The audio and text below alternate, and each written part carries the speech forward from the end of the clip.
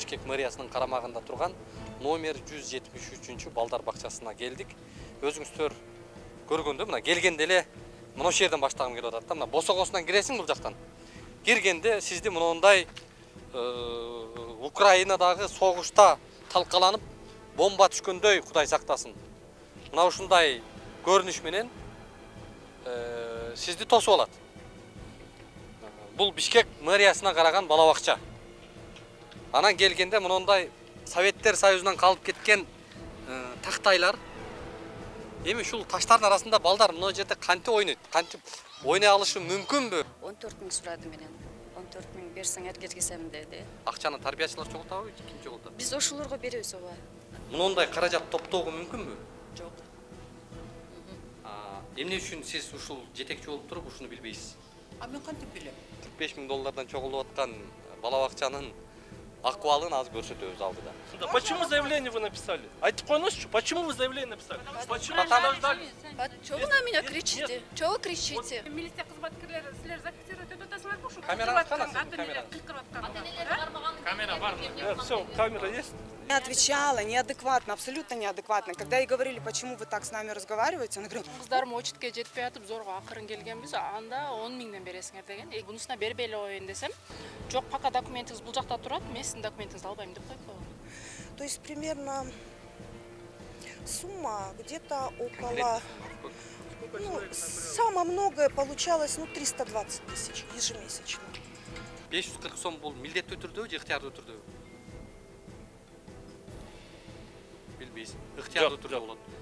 Сиз аны токтомдон карап алсаңыз ыктыярдуу түрдө.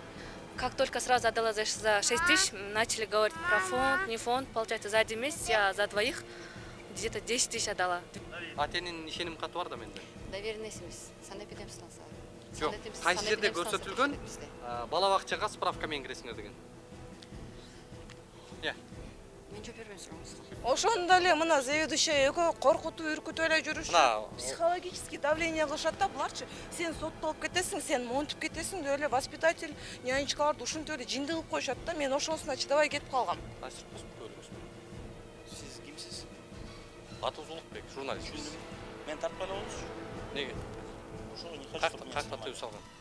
Анын биякта деген крышасы аябай эле күчтүү экен да. Биз ошон үчүн күйөөсү чоң болуп иштейт экен мэриядагы каякта. 23-үндө сиздер 164 килограмм 800 грамм эт сурапсыздар. Бүгүн бергендиңиздер 1 килограмм экен. 1,5 килограмм эт берипсиздер. 400 балага. Директор канча машина алмаштырды. На Форестере ездила, потом да бир машина алмашты. Потом еще уже где-то отканда она на каком-то джипе сером уехала. А у Ларисы кычыраган апапак джип маякта всегда стоит. Шунча жылдан бери она просто эти деньги все съела. Результата нету Отчет никакого. Жок, отчеты, что у нее висит, она каждый год копирует, меняют даты, все.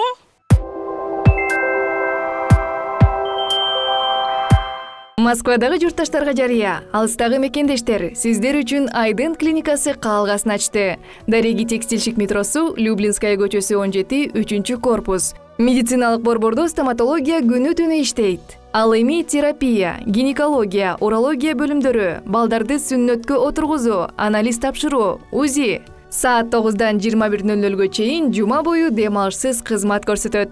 Айдын заманбап жабдууларды орнотуп, тажрыйбалуу такшалган дарыгерлерди гана ишке алган. Улукбектин катталуучуларына атайын акция.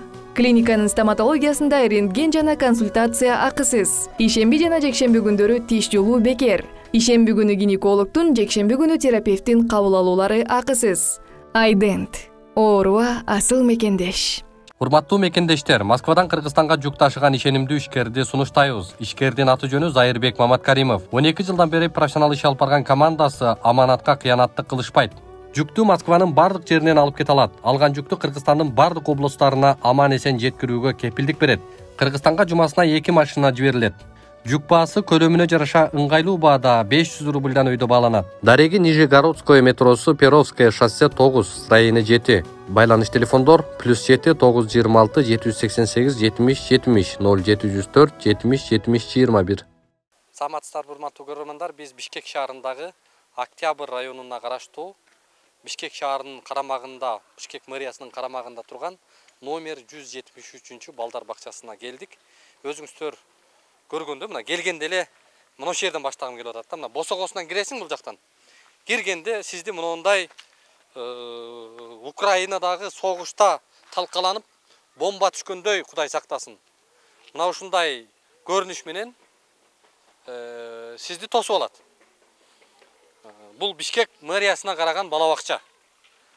Анан келгенде мындай Советтер Союзунан калып кеткен тактайлар. Эми ушул таштардын арасында балдар мына жерде кантип ойнойт? Кантип ойнай алышы мүмкүнбү? Мына урматтуу шаар тургундары, бул аймак эмес, бул айыл эмес, бул район эмес, алыскы. Бул биздин калаабыздын ортосунда жайгашкан өтө мындай бир өйдөңкү район деп, Октябрь району. Карасаңыздар эми муну кантип балдар ойнойт? Балдар ойночу аянтчасы экен бул жери. Мына эми бул жактарын караңыздар. Темир тежектери муну эскилигин жеткен Советтер Союзунан жанагындай туника менен жасалган экен, байкуш. Чыдап турат экен ушуларчы. Ушу чыдаганына карабай туруп алмаштырбай коюшуптур ушунучу. Балдар кантип ойнойт бу жерде мына? Монун боштугун караңыз. Мына. Ушуларда балдар биздин келечегибиз ойнойт экен. Бул кыймылдабайт экен бул. Балдар ойноп атат. Эми биз жагдай кандай, эмне менен өзгөрүп атат бул бала бакча, кантип буга мамиле жасап атат, жетекчилигине киребиз. Ошол эле учурда ата-энелер бизге абдан көп кайрылды. Бул бала бакчада чегине жеткен мындай мыйзамсыздык, акча чогултуулар, мындай бир көкөйүбүзгө көк таштай тийип атат. Могу кымбатчылык акыбалында бизге бир топ оор болуп атат деп сөз айтып атат. Ошондуктан эми ата-энелерге жүрүңүздөр барып сурайлы, эмне деп, кандай деп түшүндүрөт. Анда кеттик, жүрүңүздөр. Азыр биз ушул 173 бала бакчанын короосуна келдик. Бул жерде ошол ата-энелер, бала бакчанын ушул балдарын окутуп аткан ата-энелердин чакыруусу, кайрылуусу бизге негиз болду. Саламатсызбы? Аты жөнүңүз кандай? Менин атым Зарина. Мен бул садикке 6 жылдан бери алып келем. 4 балам келет бул садикке. Келчи, азыр 2 эле балам келет. Анан биздин негизи проблемабыз, көйгөйүбүз бул деген фонд деген балекет да. Фондго ай сайын 800 сом төлөйбүз. 800 сом төлөйбүз, анан төлөгөн бул сооплата эмес, тышкары фонд отдельно добровольный взнос по родительское объединение да. Сооплатадан тышкары. Сооплатасы 1200 отдельно квитанция менен төлөйбүз. Анан ошентип биз акча тапшырабыз. Анан эчтеке жок да, иш чара жасалбайт. Группабызда ремонту бир аз бар болсо бар, бирок балдардын оюнчуктары жок. Условиялары жакшы эмес. Анан жылда ата-энелер негизи фонддон тышкары да 2,5 миң чогултабыз. Ар бир ата-эне группанын ичинен оюнчук сатып алабыз, мыло-мойка алабыз, концда бар полный алып беребиз. Жылдын аягында ремонтко да акча чогултабыз, дагы ремонтубузду өзүбүз жасайбыз. 1-2 жыл мурда администрация эме берчи бизге эмелерин эмодоэмульсионка краскаларын выделять этип берчи да, биз только бригада нанимать этчүбүз. 2 жылдан баштап аны дагы бербей калды алар. Биз полный ремонтту группанын ичинде аяка бир 15-20 миң кетет, жылда ошону чогултабыз. Анан мына состояниясын көрүңүзчү. Баягы Советский Союздан калган. Кача 12-чи микрорайондо. Бул элитный район деп койсо болот. Садигибиз чоң. Эчтеке оңолбойт да. Акыркы 2 жылда дарбаза эле оңолду болуш керек да, эчтеке жок да.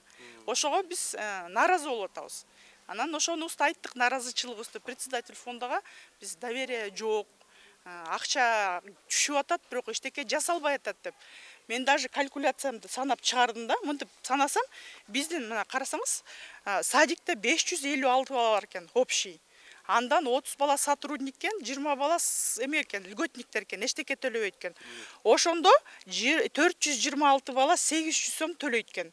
Ошондо 426 баланыкы жылда ошо канча 3 миллион 600 акча чогулат экен да. Анан 3 миллион 67.200 сом. ооба, Бул бир жылда чогулуп атат. Бир жылда. Анан биздики 80 бала бар скидка менен келгендер. Общий ошо балдар фонддун акчасы биздики жылда 3 миллион 960 миң чогулат экен. Бирок 960 миң чогулуп аткан менен биз мугалим эмелерге, воспитательдерге доплата кыласы ал акчадан. Зарплатасына кошулат да. Бирок аларга доплата кылгандан акча калып атпайбы бизде? Калганга эчтеке жаза албайт да. Эмнеге жаза албайт деген суроо. 14 жылдан бери могу фонд бар, бирок эчтеке өзгөрбөйт, өзгөрүш жок бизде, көрбөй атабыз да. Ошо биздин проблема. Сиз 6 жылдан бери балдарыңызды берсеңиз, 6 жылдан берки акыбал, сиз билген акыбал болбу? Бол. Эчтеке өзгөрүшү жок. Мо дарбаза жасалды. Болгон дарбазасы мо эски дарбазабыз кетти, жаңы дарбаза жасалды. Жетекчибиз биздики быйыл жаңы келди. 14 канча жылдан бери мен билгенмен Мурдагы адатты сойлорун келет. Ооба. Фондду былтыр көбөйтүштү. Былтыр октябрь жок, апрель айында 800 сом болду. Андан до этого биз 450дөн, по-моему, тапшырчубуз. Бул фонд кандай фонд? Милдеттүү түрдө төлөнүп атабы? Же ыктыярдуубу? Негизи көп ата-энелер аны милдеттүү деп ойлошот да, бул добровольный экенин эч ким билбейт, көбү билбейт да. Анан биз башынан мен деле билчү эмесмин. Баарыбыз тапшырып келе бергем. Элдер төлөп атканда биздер эл карата төлөйбүз да, сен төлөбөй калдың деп айтылбасын деп. Ошондой болуп төлөп келе бергем. Негизи бул добровольный экен. Кааласаң төлөйт экенсиң, каалабасаң төлөбөйт экенсиң да. Ошондой. Бул фондду кимдер бүгүнкү күндө жетектеп атат? Фонддун председатели Спиридоновна Лариса Валерьевна деген аял экен. Ал 2009 жылдан бери ошо фонддо соучредитель экен и председатель экен. Ошо фонд түзүлгөн менен вообще алмашкан эмес экен. Негизи фондду биз билгенче ата-энелер башкарыш керек да. Бул ата-энелердин фонду да. Анын небереси уже 2 жыл мурда садикти бүтүп кеткен. Уже качан эле жок. Аны получается жөн эле отурат да. Анан өзүнүн алдамдарын коюп койгон.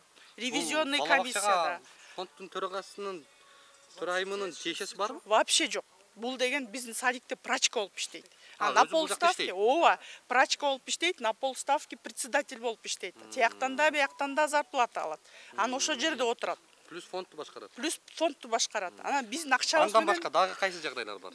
Андай бул фонд экен, фонддон жылына 3 миллион 960 миң. Жок, 670 миң 200 сом деп атасыз. Ооба, чогулат, ооба. Жалпысынан 3 миллион 962 миң 400 сом акча чогултат. Сиз муну кантип далилдеп, кантип эсептеп чыктыңыз? Жогорудагы ата-энелердин эсеби. Ооба, биз жок, буяка киргенбиз. Биз могу вопросубуз чыкканда бизге негизи биздин группага оюнчук алып берем деген маселе болгон да. Биз анан киргенбиз. Акча бербейм деп койду. Акча жок деди. Анан биз бир ата-энебиз менен кирдик, юрист менен. Ошондо конкретно айтты да, мына момча список бар бизде.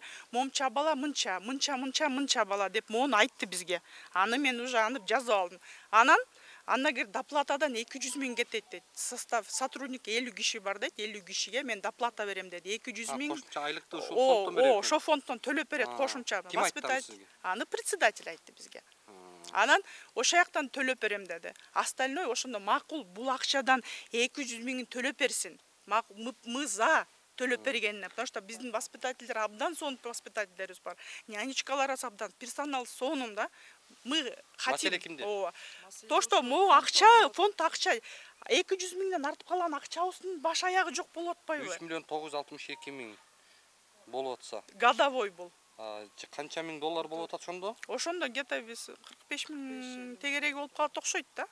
45 миң доллар бир жылда. Ооба, общий фонддун расходу. Анан состояние садик мына.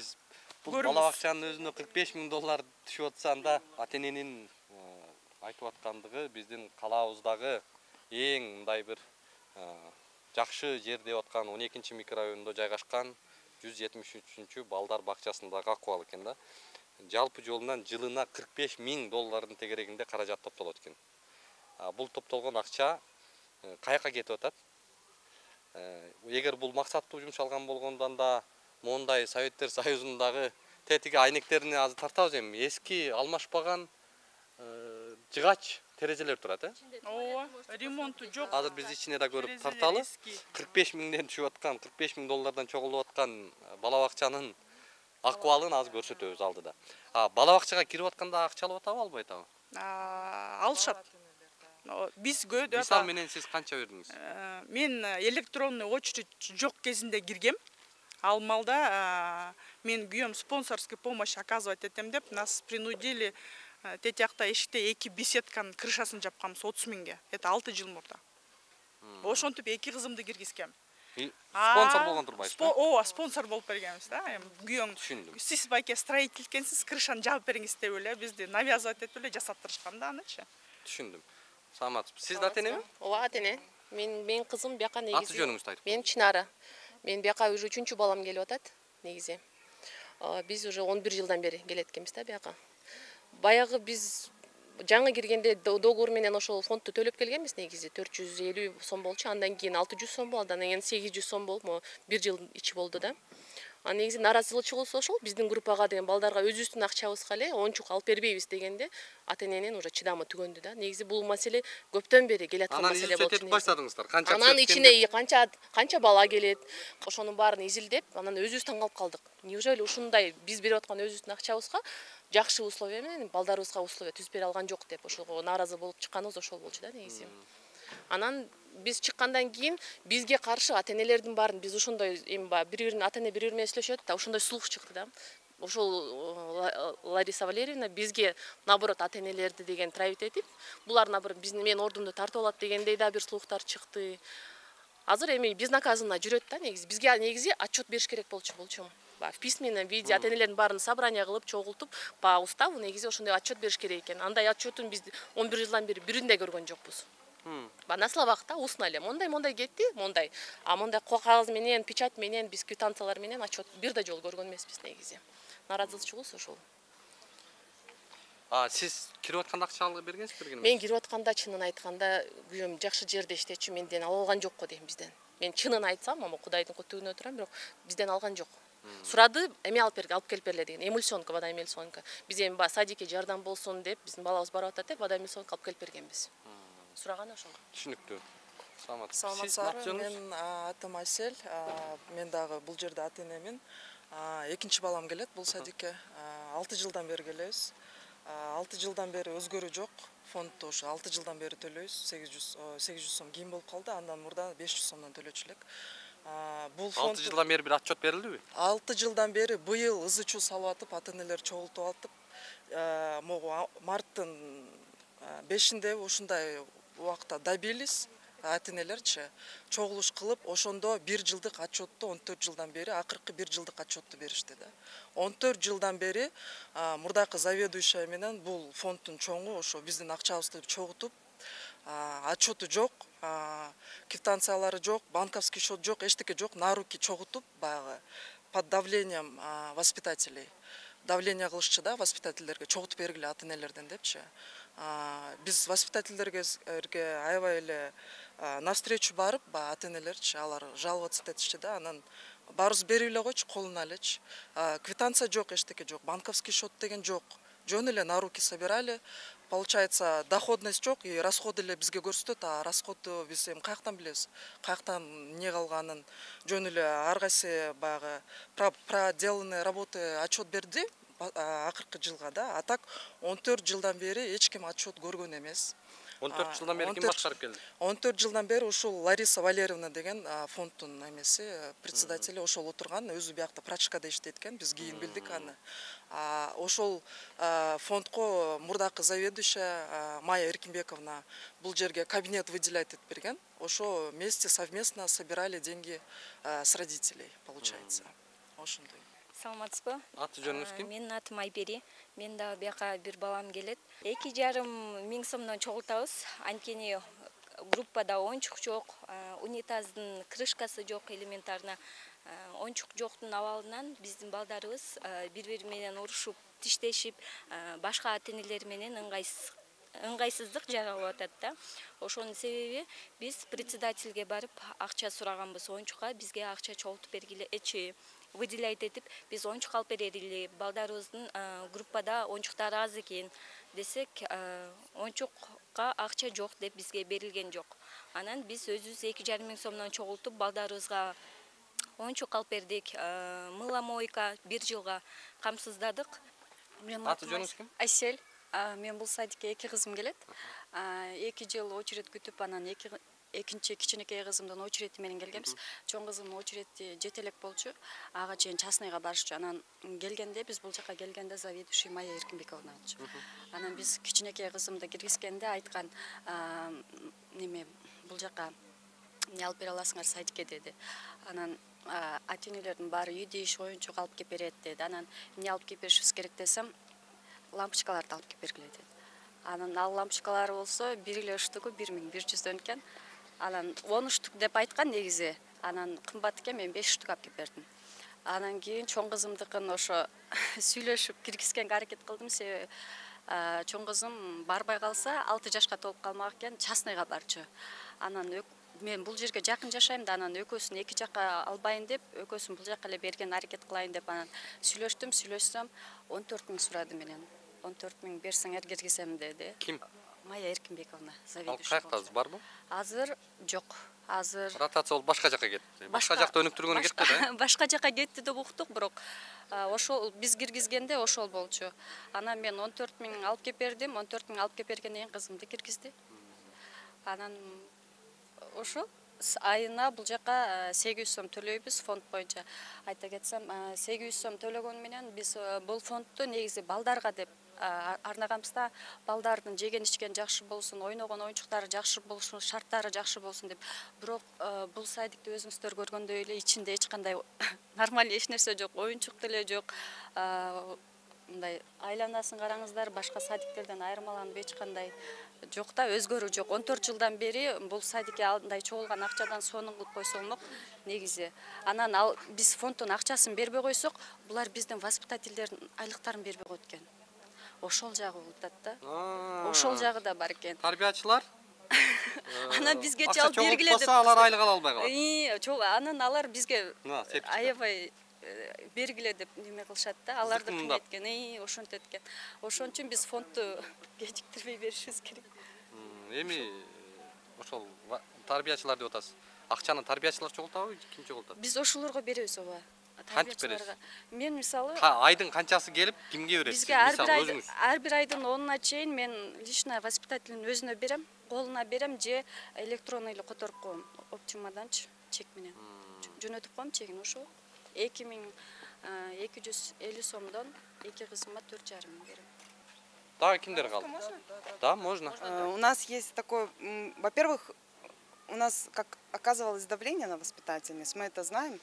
Воспитательницы, конечно, это, в меру своих этих не говорят каких-то, но оказывалось давление на воспитательниц именно со стороны Ларисы Валерьевны. Она кричала, мне даже один раз дочь моя это рассказала, что, в общем, воспитатели как бы находились, да, председатель, в общем, но она здесь ходила как хозяйка. Неуважение к родителям было постоянно, то есть когда заходили, задавали ей вопросы, она лично на меня, она повышала голос, орала. То есть, не отвечала, неадекватно, абсолютно неадекватно. Когда ей говорили, почему вы так с нами разговариваете, она говорила, ой, у меня просто нервы, у меня сердце и так далее и тому подобное. Театр начинался. Мы пришли сюда, заведующая нас сразу к Ларисе отправила, мы спустились. Я знаю, что здесь такса была какая-то выше. Я согласилась 1000 сом оплатить. Мне сказали, что на площадке. Нет, спонсорский, как мы пришли, да, мне сказали, я говорю, я 1000 сом дам. Дала 1000 сом, сказали, что будут заниматься благоустройством площадок. Поставили нам 2 горки и 4 ослика на пружинке. Да, поставили, я согласна, да, не знаю, там 1000 моя туда пошла, но отчета нету. Отчета нету ни на что, абсолютно отчета нету, да. А когда приходишь к ней, спрашиваешь, просто некогда, кто-то кричит, родители более лояльны. Мы сами тоже не хотим конфликта. Нам зачем? У нас дети, мы хотим, чтобы воспитательницы не нервничали. Нам это тоже ничего не надо. Но такой ответ заодно, на игрушки дети, мне кажется, это важно, когда мы сдаем. В начале в первую года, очередь. Именно в нашей группе, мы новую группу получили, у нас родители пришли, они были в шоке. Унитазы без ободков. Он там, да. Вот какой у нас представляете, унитаз? Детей на голый, на фаянс посадить, на холоднючий, да? там в спальне вместо штор какая-то тряпка висит. Это вот Да. именно вот біздің Это группаның ужас был, туалеты, да, ужас, вот. да? И когда мы родители Туалет без взбунтовались, крышки, вот, нам да. вот это Просто в заменили, целом да? вид, да, какой. Например, я ходила в садик еще в 95-м году, ну, правда, на Иссыкуле, и у нас, вот реально, как я помню, по своим воспоминаниям, у нас точно такой же туалет был в 95-м году, да, и вот сейчас мой второй сын, но первый сын сюда не приходил, вот со вторым, это для меня как садик первый опыт, но когда я пришла на собрание осенью к нам в группу, да, я, естественно, сначала прошлась про группу. Салтанат. По группе я прошлась, я была честно в шоке. Я зашла в туалет, я была честно в шоке, потому что я не думала, что настолько страшная группа бараткенда, мен баламче. Прошлась по вот залу, где они играют, да, на Улукбек, честно, вот не вру, вот у них диван такой, Советский Союздың диваны, да, а içinde ондай ватаның бары чыгып, и вот так и пружина торчит, да, просто так торчит она, а потом мы ее сфотали, потом мы прошлись по туалету, туалет мы увидели, мы вообще в шоке были, я потом хотела уйти из этого, анан мен уже туалетка аябай таң калдым да, ушунчалык бы деп, где-то насколько ничего не менялось, ну может трубы поставили, но вообще в целом, да, если вид. Посмотрите, какой он страшный туалет. Анан... Из-за того, что мы пофотали это все, естественно, без үйгө келип барыбыз бири-бирибиз сүйлөштүк да, и ата-энелер, вы знали, что у нас вот такой туалет у нас страшный, депчи, мы начали между собой общаться, естественно, ошон бары воспитательге тиди, да, сен эмнеге родителям разрешила войти и пофотали, деп туруп, из-за этого на нашу воспитатель давление. Еще что, знаете, я вообще удивилась, когда я в ясельку в прошлом году мен балам келгенде в ясельной группе, когда я начала просто баламды, просто для себя, на память, да, начала снимать его, как он заходит, как он выходит, а вот так я не снимала. Выходит воспитательница ясельной группы и говорит мне, а вот вы знаете, вообще здесь снимать запрещено, да, пошта, да. Я говорю, а почему запрещено, да, вот так запрещено, больше не снимай свою, я же ребенка снимаю, не вас же, да, вообще в целом группу не снимай, да, я такая, ну хорошо, да, и вот я замечание получила, да, и за то, что мы на собрании вот это сфотали, обсудили в группе, за это наш воспитатель 3 дня плакала, да, давайте честно будем говорить, из-за того, что мы пофотали, почему разрешаешь родителям зайти и фотографировать, да? Меня зовут Айджана, у меня тут 2 детей ходят, мы тоже ждали очередь 3 года, вот когда мы только пришли, нам сказали, вот Клариса подошла, она честно нам сказала, нужно платить от 3000 деп. Она не сказала определенную сумму, она сказала от 3000, ниже нельзя. Я вот помню, честно, вот руку на сердце поставлю. И получается, за 1 год я за 2 детей отдала 6000. Как только сразу отдала за 6000, начали говорить про фонд, не фонд. Получается, за 1 месяц я за 2 где-то 10 000 отдала. 2000 за младшего, 2000 за старшего. Не прошло, ну, немного времени только прошло, и они начали требовать по 500 сомов за каждого ребенка, за ремонт, по 550. Я отдала, получается, 100 тысяч, сколько, 1200 сомов. Потом вот так, короче, у нас вот каждый год, у меня, представьте, у меня 2 детей ходят, мы сами, ну, в ГОС работаем.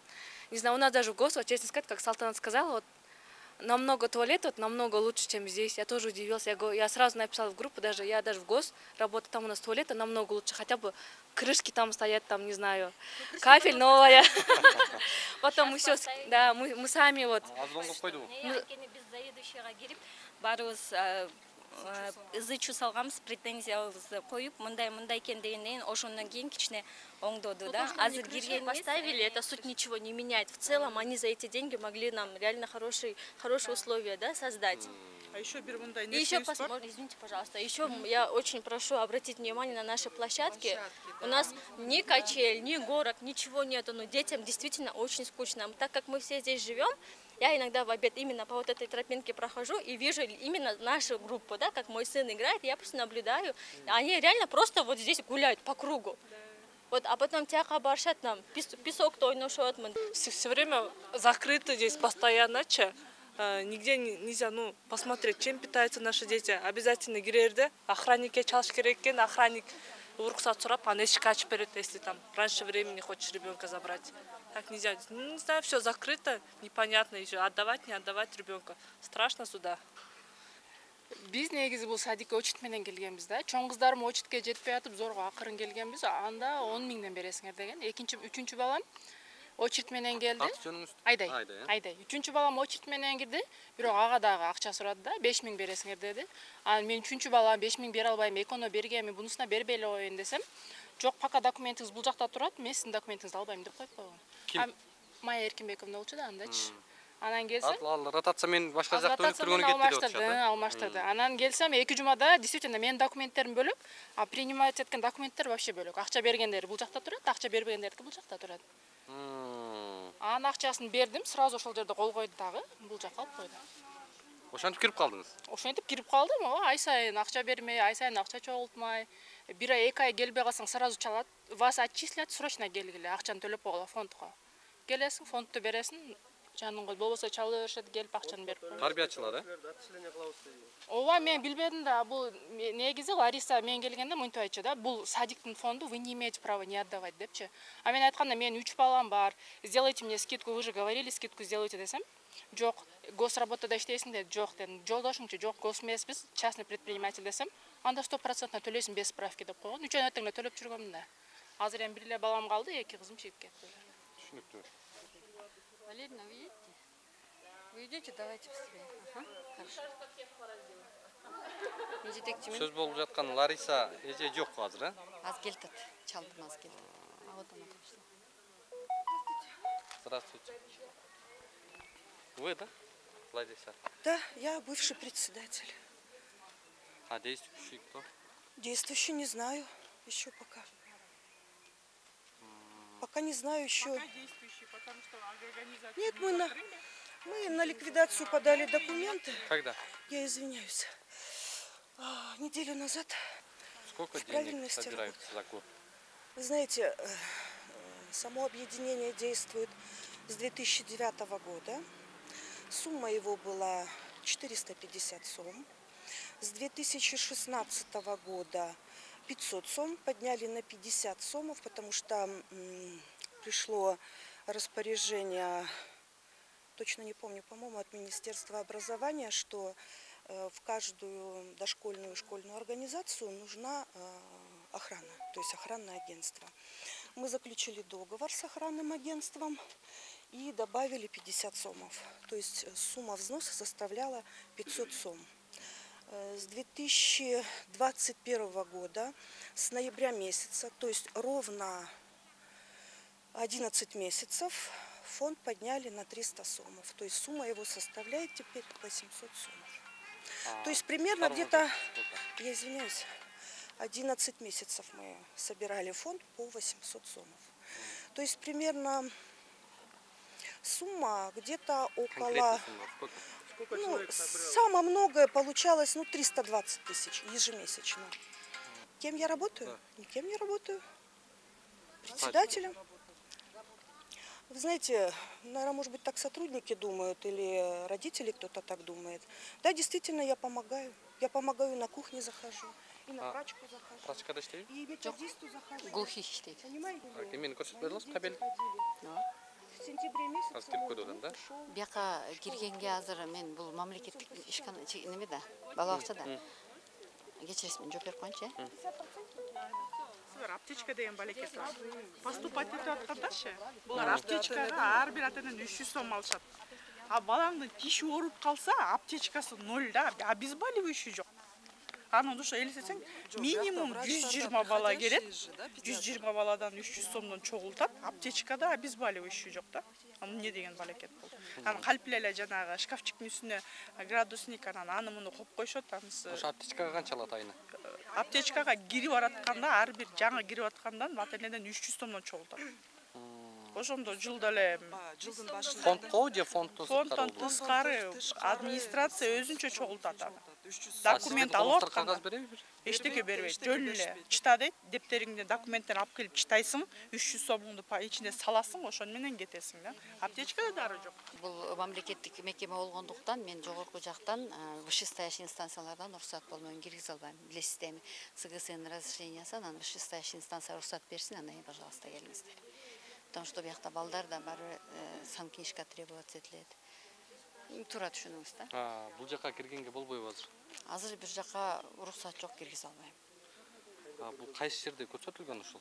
Уруксат жок, киргизбейсиз. Бизде деген билим берүү борборунан башкармалыгынан уруксаты жок, киргизилбесин деген приказдар бар. Көрсөтүп бериңизчи ошо кагазды. Мен кааласаңыз бияка алып чыгып көргөзүп берейин. Алып чыгып бериңиз көрөйүн. Биякта балдар болгондуктан. Макул, түшүндүм.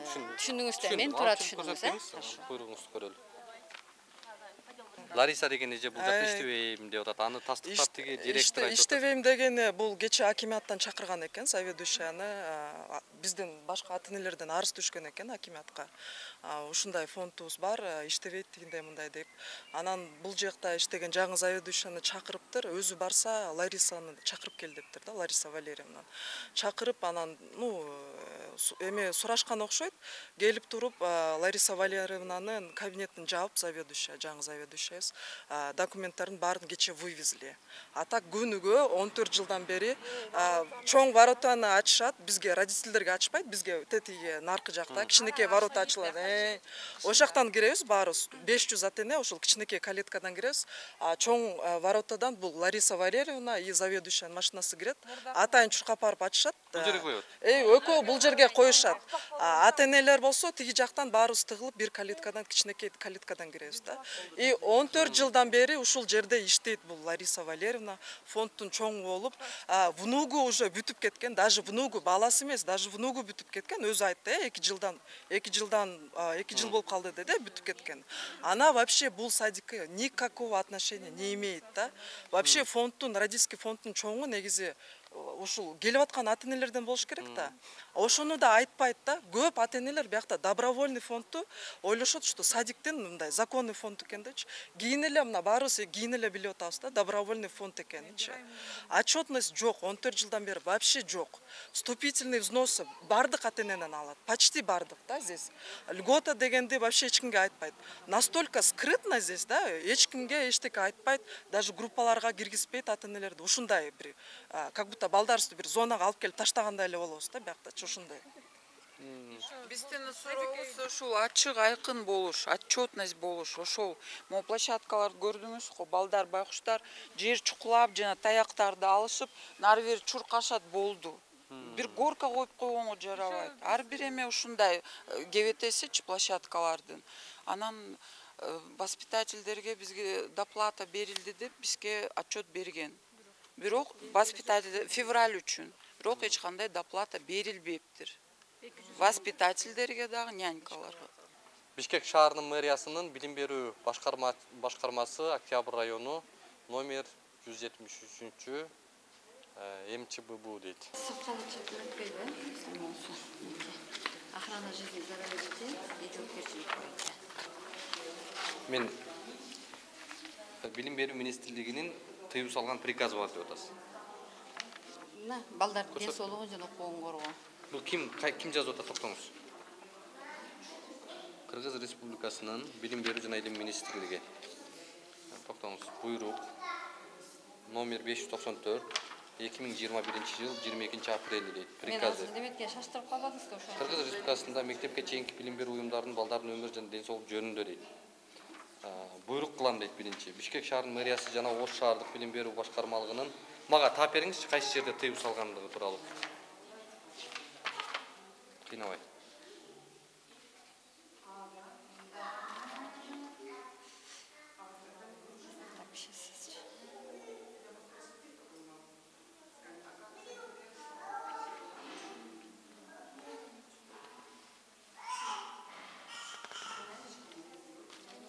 Мен үчүн өтө чоң жаңылык да булчу.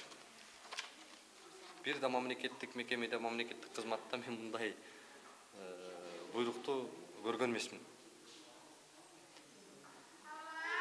Жарандарды киргизүүгө тыюу салуу. В целях соблюдения санитарно-эпидемиологического режима запретить доступ посторонним лицам на территорию, в том числе... Шашпаңыз. Детально окуйду. Эки беш. Окуп бериңиз. Көрөрмандарга да окуп бериңиз. Жок, окуп бериңиз көрөрмандарга. Сиз тыюу салып атпайсыз. Сиз түшүндүрүп бериңиз. Сиз сурап атпайсызбы? В целях соблюдения санитарно-эпидемиологического режима в условиях пандемии категорически запретить доступ посторонним лицам на территорию ДО, в том числе представителям СМИ, НПО и другим проверяющим инстанциям, без согласия районных городских отделов образования. Түшүнүктүү, токтоңуз. Бул санитардык, эпидемиологиялык коопсуздукка байланыштуу. азыр саламаттык сактоо министрлигинде ошол коопсуздукту дагы деле сактап атабы? Сактап атат да, бизде мисалы үчүн сиз кириш үчүн Кыргызстанда азыр санитардык эпидемиологиялык коопсуздук жүрүп аткан учурбу. негизи баары Бул приказыңыз 2021 жыл. Мен карап аткам, шаштырганыңыз үчүн мен колума тиген алып келе бердим да. Кандай колума тигенди алып келе бердим? Мен папкадан карап аткам. Колуңузга бир нерсе дейсип алып келе бересиз. Карап атканда колума карап аткам, шаштырганыңыздан келдим. Шашпаңыз, эч шашпаңыз. Биздин убактыбыз кенен. Сизден кенен маалымат алалы. Бул 2022 жылдын 2021 жылдын 22 апрелинде чыгып атат. Азыр мен ошо берки приказды эме топайтам.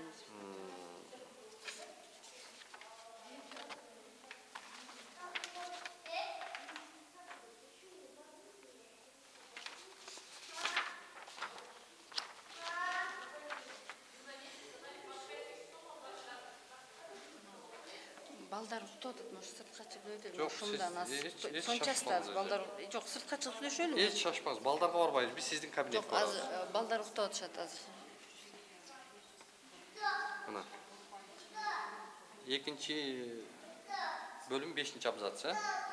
Пандемиянын шартына санитардык эпидемиологиялык режимди сактоо максатында мектепке чейинки билим берүү уюмунун аймагына уруксатсыз адамдарды, анын ичинде жалпы маалымат каражаттарын, бек уюмдарын жана башка текшерүүчү органдардын өкүлдөрүн райондук, шаардык билим берүү бөлүмүнүн макулдугусуз кирүүгө тыюу салынсын. Последний приказ, который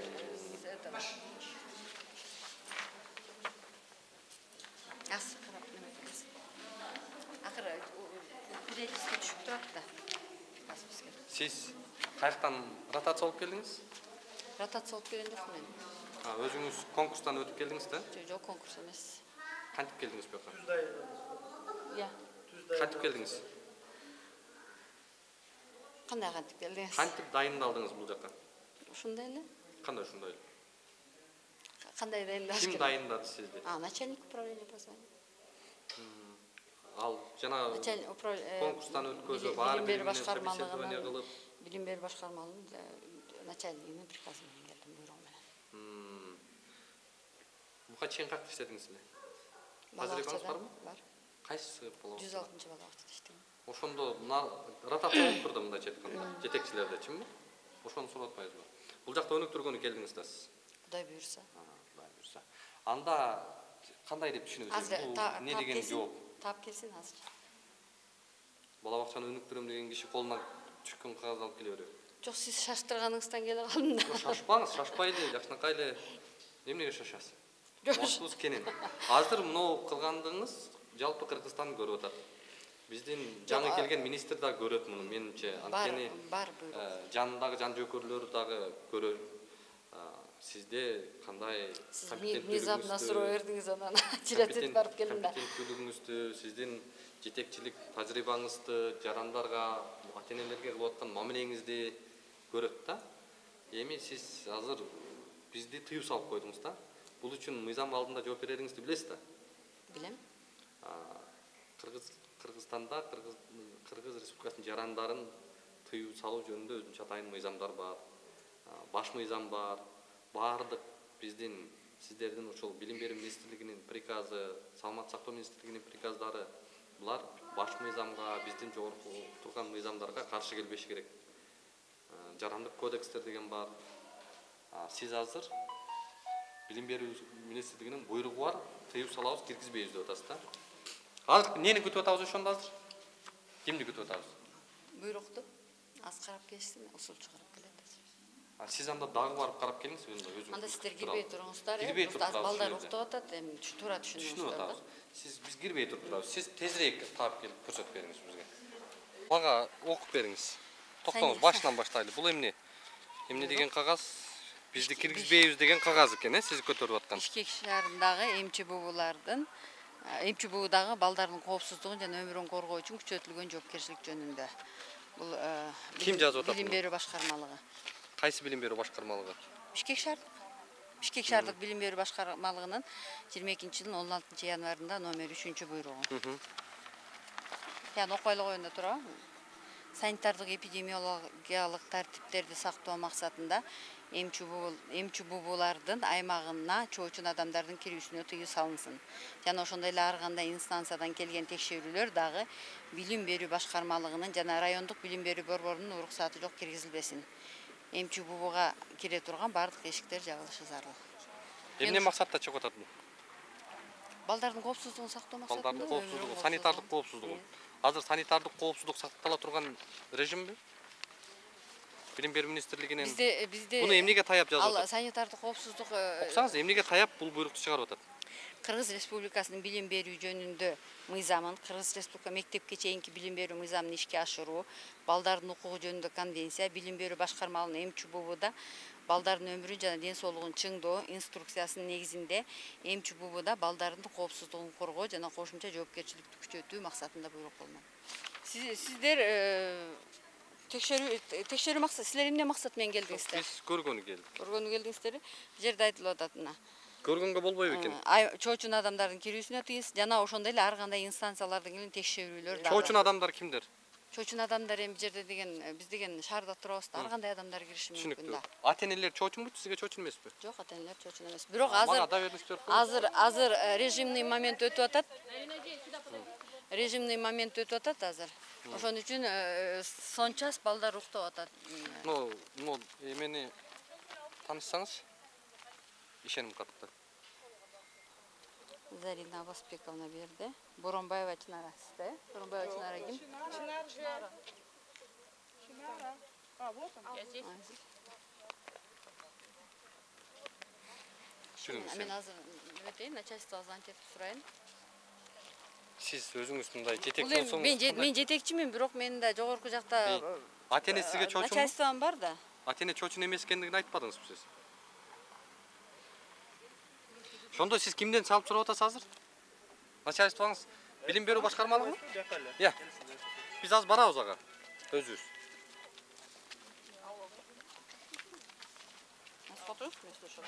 Биз деле угалчы эми, сиз эмнени сүйлөшүп атасыз? Аябай кызык болуп атат да. Громко келе койбойсузбу? Жок, койдум.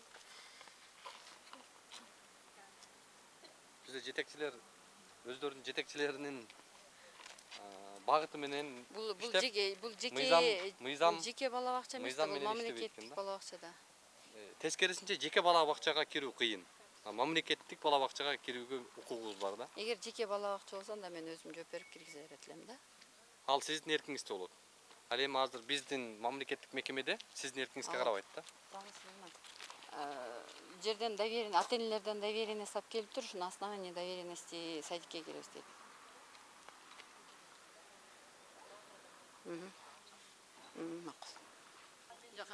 Министр көрүп атат азыр. Министр буга эмне деп? Эми билим берүүнү өнүктүрөбүз ой деп шумаланып турбайбы? Эми өзү көрүп атат да өзүнүн мекемесинде кандай акыбал болуп аткандыгын. Кандай кыласыз, азыр киребизби? Ким кирген атат? Мен кирген атам. Сиз жалгыз эле киресизби? Ата-энелер менен кирем. Азыр сончасы. Баарысы эмес, 2-3 ата-эне менен кирем. Сончасы азыр. Жүрүңүз, эже биз эмнени күтүп атабыз? Бизге көрсөтүп эле коебуз. Жүрүңүздөр ата-энелерден. Ректор дейт.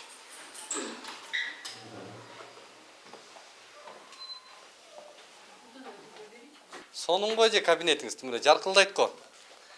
Босогодон киргенде эле балдар ойночу аянтчасы Ашмалтай чыгып жатат го. Ал аянтча Ал аянтча деген неме болгон? Теплотрасса ремонт болгон да. Кышында ноябрда болду. Ошо ойдон калып кетти. Жок, кышында жердин баары баткак болгон себептен ал калган. Балдар таштын арасында кантип ойнойт? Ал аякка чыгарган жокпуз азыр. Ал группа неме. Качан ойнойт ошо жерде? Кудай буйрса жасалса, подрядчиктер до конца жасашат. Брусчаткасын төшөп. Кайсы подрядчик өткөн? Кайсы? Дрим-строй. Дрим-строй. Качан канча талап кылдыңыздар? Заказчик катары сиздер талап кылышыңыздар керек да. Биз талап кылып эле атабыз. Кагазыңыз барбы талап кылган? Письмо, копию письма, которое сегодня отправили. А вам уже 2 экземпляра? Я одно отдала. Сейчас я распишу. Бүгүн буга чейин телефон менен жазып атканбыз, телефон менен чалып атканбыз подрядчиктерге, алар март айында келебиз деп неметишкен. Отургучуңуз канча сомдук? Билбейм. Качан алынган? Siz gelgенден кейін же сизге чейинби? Отурушты өз-өзүнүн эмесине алып келип да койсок болбойбу? Жок, ошо качан алынган? Сиз келгенден кийинби? Мурда эле бар болчу, мен ала келгем. Отчетто жүрөт экен го? Фонддун отчетунда. Бөлмө абдан кооз экен да мындай. Жакшынакай бала бакчанын сыртындагыдай эмес да. Кез отуралычы берге. Телевизор, сону. Телевизор эмес, ал камера. Камера. Депутаттардан да жакшы. Камера. Сиз балдарды карап, участокты карап турушубуз керек да бул камера. Андай эмесе же жанагы Лариса же качантан бери бул жакта иштебей калды? Фонддун жетекчиси буга чейинки. Өткөндө 10-мартта болду, собрание. 10-мартта болду, ошондон ата-энелердин чечими менен ал токтоду ошол жерден. Кана чечим барбы сиздерде? Мен ата-энелерге эч кандай чечим жок. Ошол Лариса же бул жакта иштегендигин тастыктайсызбы? Буга чейин иштеген? Объединениянын председатели болуп иштеген? Жок, кызматкер катары практикада. Кызматкер болуп иштеген. Ошо практикадагы сиздин табелиңизди көрсөк болобу?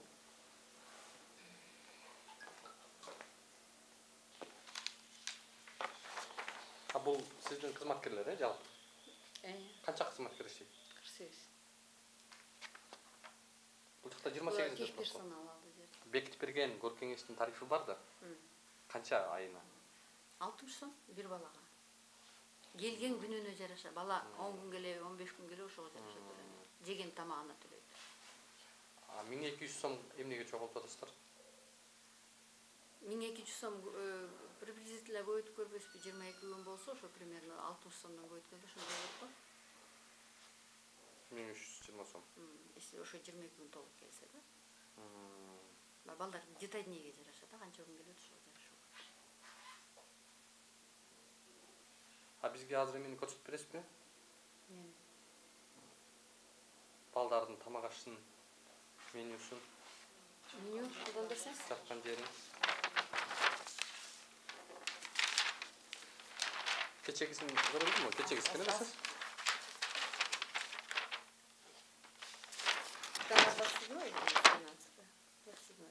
Ушулар берилиптир, Канча балага бердиңиздер бүгүн?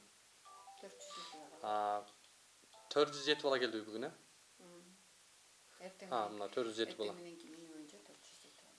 407 балага канча эт кетиш керек?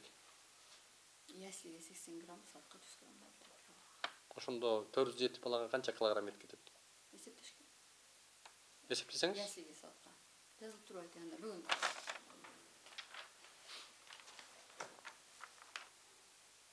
Рахат Самиловна базайчы. Келин эле көрбөйдү жүрсөңүз. Бул жак балдардын тамак ичиш жери экен, Бүгүн кечкиге кайсы эле? Бул сүт экен. Канча бала ичет? Аты жөнүңүз? Рахат Самиловна. Тамак аш боюнча сиз жооп бересиз. Мен меню жазам да. Бүгүн менюда кайсылар болду? Бүгүн эртеменкиси запеканка. Творожная запеканка жазылып турат да. Каймак мененчи. Түштө гороховый суп болду. Канча балага бердиңиз? 409 балага. 407 бала деп турат. Ой, 407. 407 бала. Анан ясли сат өзүнчө бөлүнөт. Сүт норма бүт майдын баардан кетет. Тоок акыркысы болчу. Тоок кетти. Келелек башка тоок. Кечкисин анын бияка кетет. Запеканкага жумуртка кошулат. Балдарга? Полдник да. Нан, анан сүт чай. Тияктан калган куят. Бул баары сүтпү же суу аралашпы? Жок, сүт мо бүт бар сүт. Буякта сүт. Кечке каша, олар бар, кечке каша. Тазалыгы жакшы экен мындай. Кана, холодильникти көрсөтүңүзчү. Бул жак холодильник экен, Сүт эртеңкиге остатка. Эртеңкиге сүт остатка деген кандай? Накладной барбы? Накладной барбы? Бар, завхозда көргөзүңүз. Буяк мияса дейт. Кана этиңиз. Тияка батта калган эттерди. Бул качанкы? Бул качанкы? Келген, недавно эле келген да. Накладной бар. Ооба бөлүп эметпесек батпайт да чоң холодильникчи. Чоң холодильник. Бул эскирип калып тургу эттиңиз. Жок, эскирген жок, свежий кетет. 13.500 дейт. 13.500. Атайын тартып туруп салып коюшат да, чтоб эметпегенчи, кудай. Кабырга. 407 балага канча килограмм келди бүгүн? 200төн алабыз биз. 180 жана туш менен эметет да. Бүгүн канча бердиңиз? Жок, бүгүн келген жок. Балдарга бүгүн канча эт жеди? Бүгүн тооктун акыркысын бердик. Тооктун. Эт жеген жокпу? Эт жешкен. Эми чыкпай калды. Неге эт жеген жок бүгүн? Жок, эт жештеп турат деген. Сиз тоок бердик. Буякта тоок турбайбы? Ооба, тоокту да бердик. Токтоңуз. Калпак деген фирма эт доставка кылат экен, 164 бала 561 сомдон. Бул общий суммасы да. 92.452 сом 80 тиын. Бул 23-үндөн 23-үндө келди. 23-үндө канча күнгө? 23-үндө эми бул бүтүшүнчө балдар кандай саны болот, норманы неметип атабыздар. Бүгүн кичине көбүрөөк балдар, кече азыраак болду. Андан муркуну вообще аз болчу балдарчы. 23-үндө келиптир. Неге свежий алып сразу кылбайсыздар? Бизге ошентип айтышкан, свежий 2 күндө бир келет, 2 күндө гана келет. Бүгүн 23-ү. 23-үндө келсе, бүгүн 28-и, бир жума болду. Кана менюңузду берсеңиз? Менюда ет караңыз. Жок, ет кана. Мынакей ет. Ет. Кана ет. Мынакей. Ет. Мясо. Ясли аста бала. Яслик аз кетет. Сапка көп кетет. Канча кетти ошондо? 1.556 кетти. 1 килограмм. Канча балага? 51. 51 балага. Калган 400гөчү. Тоок кетип атпайбы? Мейли, бирок ет жесин деп бүгүн сиздер күнүнө ет жеш керек да балдар. Жок, кече ет жедик. Кана кечегини көрсөтүңүздөрчү? Кечеги. Күнүгө эт жегенде нормадан ашып кетебиз. Жок. Нормадан ашып кетпей, норманы иштетип кетпайсыздар, бу жакта эт эскирип кетиптир. Көрүп атасызбы? Эскирип. Мына азыр кошолуп токтоңуз азыр. 23-үндө келиптир. 19 dedik, plus 15 dedik, plus 16.75 dedik. 16.75. Tarazı tap çileğiniz günde? Adaş otasın. Sürde otasın. Kaç oldu? 24. 24? 500. 24.500. Daha kaç lira et var? Çok şöyle. Büt var o. Geliniz kıskartınız. 164'tön. Astatak da var ki. Kaç astatak var? Vasilinadan sorarsan kaç astatak et var? 164. 164. 800. Minus 170. 800. 15. Çok az gelsin astatak yemekler. Abi bugün günü çağıran çok yemekler bizler. Sutra yemekler kaldık. Sizler ошондо 23-үндө келип атат. 164 килограмм келип атат. Андан мурункусунда да астатак бар болчу. Канча бар? Азыр завхоз. Сиздер муну эмне үчүн бересиздер? Түгөндү деп туруп бересиздер да заявканы. Заранее сурашат бизге 15 күндөн биз ошону эсептеп туруп анан беребиз. Биз ойлогонбузда балдар көп болот. Ортодо деген 200 эле бала келип калат. 400 келгенден 200 бала жок болуп калат. Анан могу жерде кандай деп түшүндүрөсүз азыр эми? Сиздердин бул жактагы этиңиздер бул жактан келген эттен ашыкча болуп атат. Астатак бар да терде мурунку келген эттен астатак. Сиздер мону эмнеге бересиздер анда? Потому что бул эт аз калган. Канча астатак калышы мүмкүн? Азыр эсеп астатакты завхоздун неметет. Канча күн астатак менен кылгансыздар? 15 күндүк астатак менен. Ар бир айда 2. Могу этке кандай деп айтасың? Ошону айтып түшүндүрүп берет.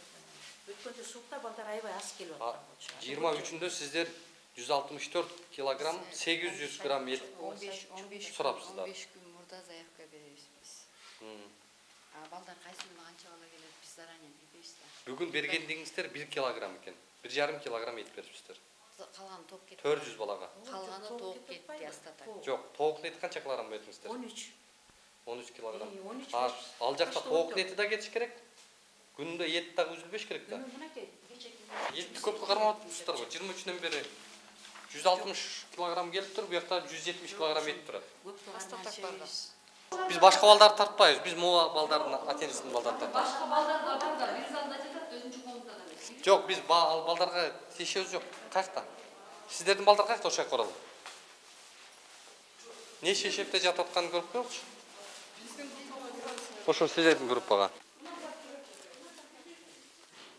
Саламатсыздарбы, кандайсыздар? Балдарды ойготпой эле коелу, акырындап сүйлөп. Ушунеле караган кирбейли. Шешептери качан алмаштырган могу шешептер? 10 күндө бир алмаштырат. Кандай жаңыланып же жуулуп? 10 күндө бир жолу жуасың. Кана оюнчуктар?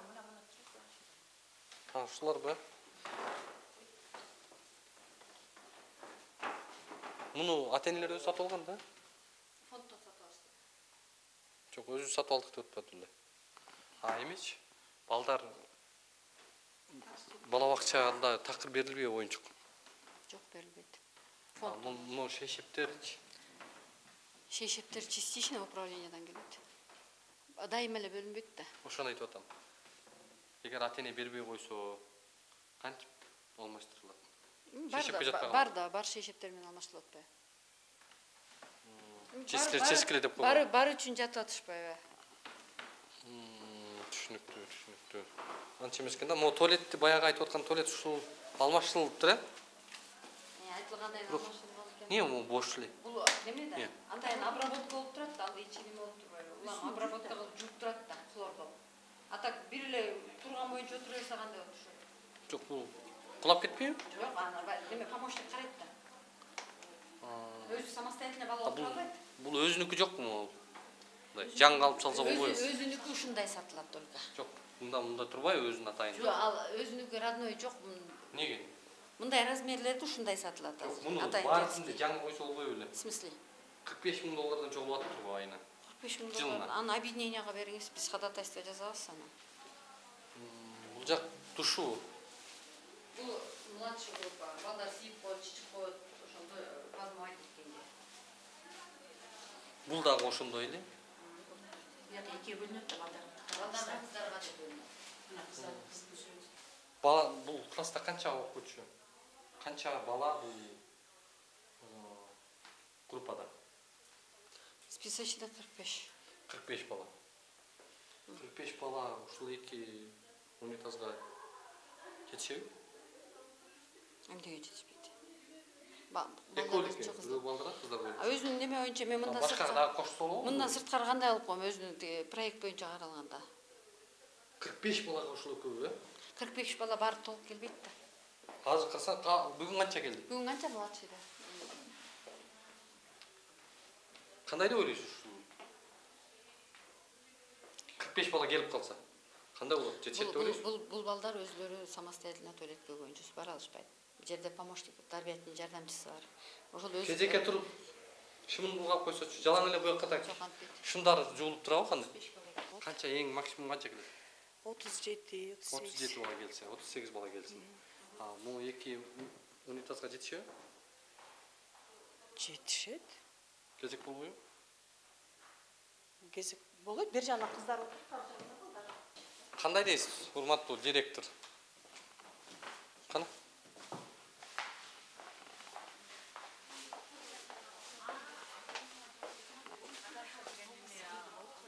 Кана директор? Эже сиз каяктан телефон менен жаман көп сүйлөшүп өткөнсүз го? Могу эки унитаз жетишеби? Жетишет. Жетишет деп ойлойсузбу ошол 38 балага? Жетишет. Фонд жок, фондду биз бир айдан бери эметкен жокпуз. Ата-энелер көп бербей, например, ошентип атабыз. Фонд болбогон үчүн азыр порошок да жок болуп атат. Бирдемке жууш керек, порошок бербейт, потому что порошок жок. Ошо фонддун акчасынан порошок алышчу экен да, садикте. Порошок алынабы? Фонд алынат, фонд аркылуу алынат. Мен айтпадым жана, башында айтып бербедим, 4 статья бөлүнөт бизге. Жок, билим берүү борбору бербейби силерге? Жок. Кантесиздер анан порошок жок болсо, ата-энелер бербей койсо не кыласыздар? Жуулбайбы кир? Сиз сунушуңуз кандай? Кандай алышым керек? Мен сунушту сизден сурап атам. Эгер ата-эне бербей койсо, порошок алынбаса эмне болот? Мен сизге башында эле 4 статьяны айтып бербедим. Биз ошо 4 статьянын негизинде жашайбыз, калган ата-энелердин фонддун эсебинен. Жок, ата-энелер бербей койсо, фонд бербей койсо не кыласыздар? Көрөбүз да. Кир жуулбай калабы? Көрөбүз. Кандай болуп калат? Көрөбүз деген болбойт дейм. Эми сиз кандай деген оюңуз бар? Мен кандай Мен ошону сизден сурап атам да. Сиз жетекчи да. буга закондун Сиз өнүктүрөйүн, буякты мен мына көрсөтөм силерге деп келдиңиз да. Закондун негизинде айтпадым, жана 4 статья бөлүнүп берилет. Фондуңуздун отчету жок болуп атса, ата-энелер бергенге берип 14 жылдан бери берип биз тажадык. Бир отчет бербейт экенсиңер деп атат. Бир отчет жок. Ата-энелер бербей койсо кандай кылып? Мындай жөнөкөй эле ата-эне эмес, биз мисалы мен документацияны деле караган жокпуз, элементарно балдар эшикке чыгат, тети площадканы көрдүңөр, же кача эле жок, же эчтеке жок, балдар баткакта турат деле кайра эле кирип кетишет. Этажы тоже ошо канча акча болуп 14 жылдан бери результат болуш керек. Результат жок да. Бир результат болуш керек 14 жылдан бери. Конечно. Анан дагы эмнелер? Ичинде оюнчуктарга акчаны өзүбүз чогултабыз ата-энелер, оюнчуктарды өзүбүз алып беребиз. Ичинде бирдемелер жок болсо, ага да акча чогултабыз, алып беребиз. Элементарно же книги бүт баарын чогултабыз.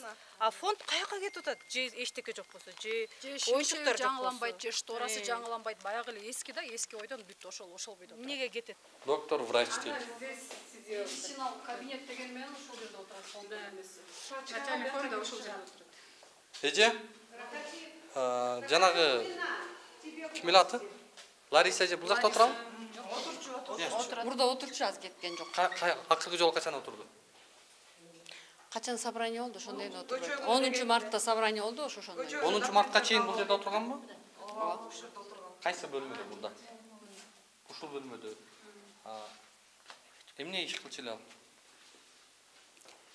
Председатель объединения эмне иш кылат, ошону кылчу. Бул муниципалдык мекеме да. Муниципалдык мекемеге сиз жооптусуз. Ооба. Бул жерде каалагандай адамга берип кое бересизби ал? Сизге тиешеси жокпу ал кишинин? Бул ата-энелердин суроосу менен берилген. Кайсы ата-эненин суроосу менен берилген? Ата-эненин суроосу менен берилеби ушул муниципалдык мекемеден места? Сиз азыр ата-эненин суроосу менен келип кирип, справкасы жок текшерип атасызбы, карап атасызбы? Суроо берип атам. Мен да сизге так жооп берип атам. Ата-энелердин суроосу менен сиз өзүңүз мамлекеттик муниципалдык мекемеден бөлмө берип кое атасызбы? Аз кечиресиз, мен жок. Бүгүн кечке сүйлөштүңүз же телефон мененчи?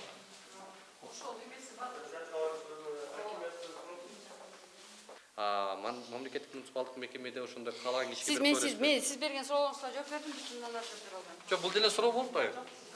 Эже. Ата-энелер сурап атпайбы сизден? Чогуу эмес, интереси бар. 300 сомдон чогултат экенсиздер. Эмнеге? 300 сомдон ар бир медикаментти көрсөтүп коюңуздарчы. Кана. Бербейт. Бүт ата-энелер берип тур. Көрөсүзбү ошону? Бүтүн бар эмес. Сизге кызык. Жагдай даттануу болуп атса көрүп коюңуздар. 300 сомдон бергенибизде 300 сомдон беребиз. 300 сомдон бербегенибизге список түзүп берчи, башында киргениңиздечи. Мисалы 5 литр спирт, пахта деп ушуларданчы 5 литр.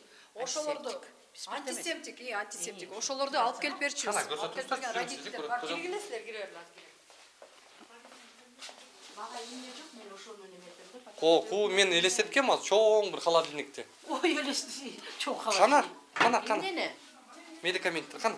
Медикаменттер тиякта. Жүрүңүз ошону көрсөтөсүз. Кагазыңыз экен, Мынакей, мен эмес неметпейм, мынакей турат акчалар мына. Канча акча? 2000, 3000, 4000, 5000, 6000, 6700, 900, 1100, 7100, 7300. Тиякта жүрүңүз. Майда деген. Жүрүңүз. Директорго алып баралы. Мынакей противошоковыйлардын баарын алабыз өзүбүз. Бизге бербейт муну. Ким бербейт? Өкмөт бербейт противошоковыйга. Балдар ооруп калса деле бары бербейт. Бербейт. Биз ошончу мен сатып алам мына. Нелерди сатып алдыңыз? Жок, шприцтерди берет, тияк берет. Мен шприц албайм. Мына антисептик алам Антисептик. Ой, эме, противошоковый. Антисептиктерди алгам мынакей антисептик. Да тиякка куюп атам, күнүгө куям мен. Күнүгө куюлат, күнүгө кетет. Антисептик колдонгон киши жок азыр. Ой, азыр тиякка жок болуп калат, мен эмеге куйсам эле ошол күнү эле жок болот. Момдайлардан көп алам, пластик. Жана одноразовыйчы. Пластиктер. Балдарга көп кетет да булачы. И немеден көп алам. Спирт алам, потому что деген мен неме саям да. Витамин алам. Балдарга беремин. Неме алам? Эмнеле? 500 ата-энени. Ой, баары бербейт анын баары. 593 ата-эне экен, Жок, 593 эмес. Списочный. Списочный жок, 551 деди. Бул балдарда бар да. 500 Аны бары берет деп атасың, бары бербейт. Bir bala, 500'ün önüne alыңыздарчы мейли. 500'ü да бербейт. 500'дөн көйтөбүз 300 сомдон алат экенсиздер. Барабар. 169.337 сом чогулат экен. 300 деп турат. Ушул чогулган акчасы жалпы түшкөн. Акыркы жолу закупты кайсыга кылдыңыз? Список барбы закупичне? Список мен жазбайм да. Антимет кылчу эмесмин да, эми жазам эми. Жок, закупичне качан последний раз алдыңыз? Последний раз 2 ай мурун алгам. Ошо мен дагы мооларды да алышым керек, мынакей жазып койгондарымчы. Сиз ашкананы дагы медицинаны да тейлей турбайсызбы, да? Ашкананы меники только менюле. Менюле жазып берем, действительно. Мына мен дагы ала турган эмелерим. Ала элекин таппай атам мен буларды азыр. Жок, бул не деген кагаз эми? Эми мен просто аптекага барып сурайм да, мунучу өзүм эле жазып алгам. Жок, сиз бул жакка кагазга, журналга түшүрүп. Вот эми түшүрөм да, мындай неме ызычу биринчи болуп атат да. Эми? Эмнеге? Эми азыр буну директордон сурайлы да. Каякта жүрөт директор? Директоруңуз каякта азыр?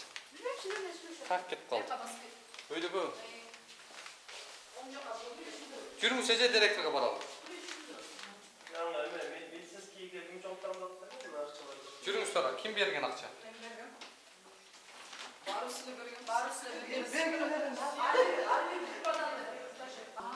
Жүрүңүз эже директорго алып берчи. Если директор фонд калып кетсе, мен аны билбейм. Кана директор? Жүрүңүздөр сиздер дагы.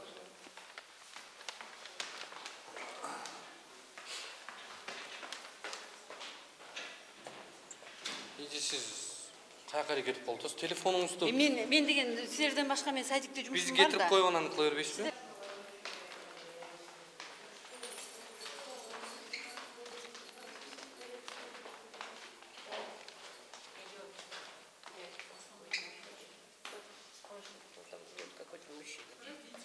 Нет, не родитель, какой-то фото непонятный. Эже, аты жөнүңүздү унутуп калдым. Айжан Султанбековна. Айжан эже, могу жакта медикамент деп акча чогултат экенсиздер да? Бул жерде азыр Дверь открыть здесь. А что там, кто-то Пришел кто-то какой-то такой интересный человек. биз суроолорго Сизден башка да мен садиктин окуусун өтүрүм да,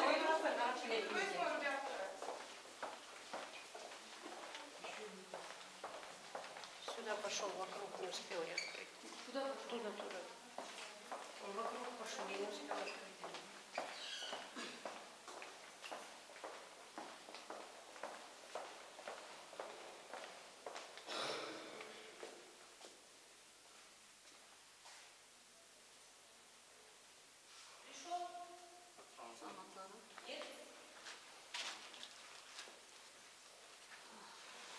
Журналисттер келип, бизди сүрөткө тартып, видеого тартып, эч кандай справкасы жок келип ушундай тынчып. Бизди милиция чакырдыңызбы?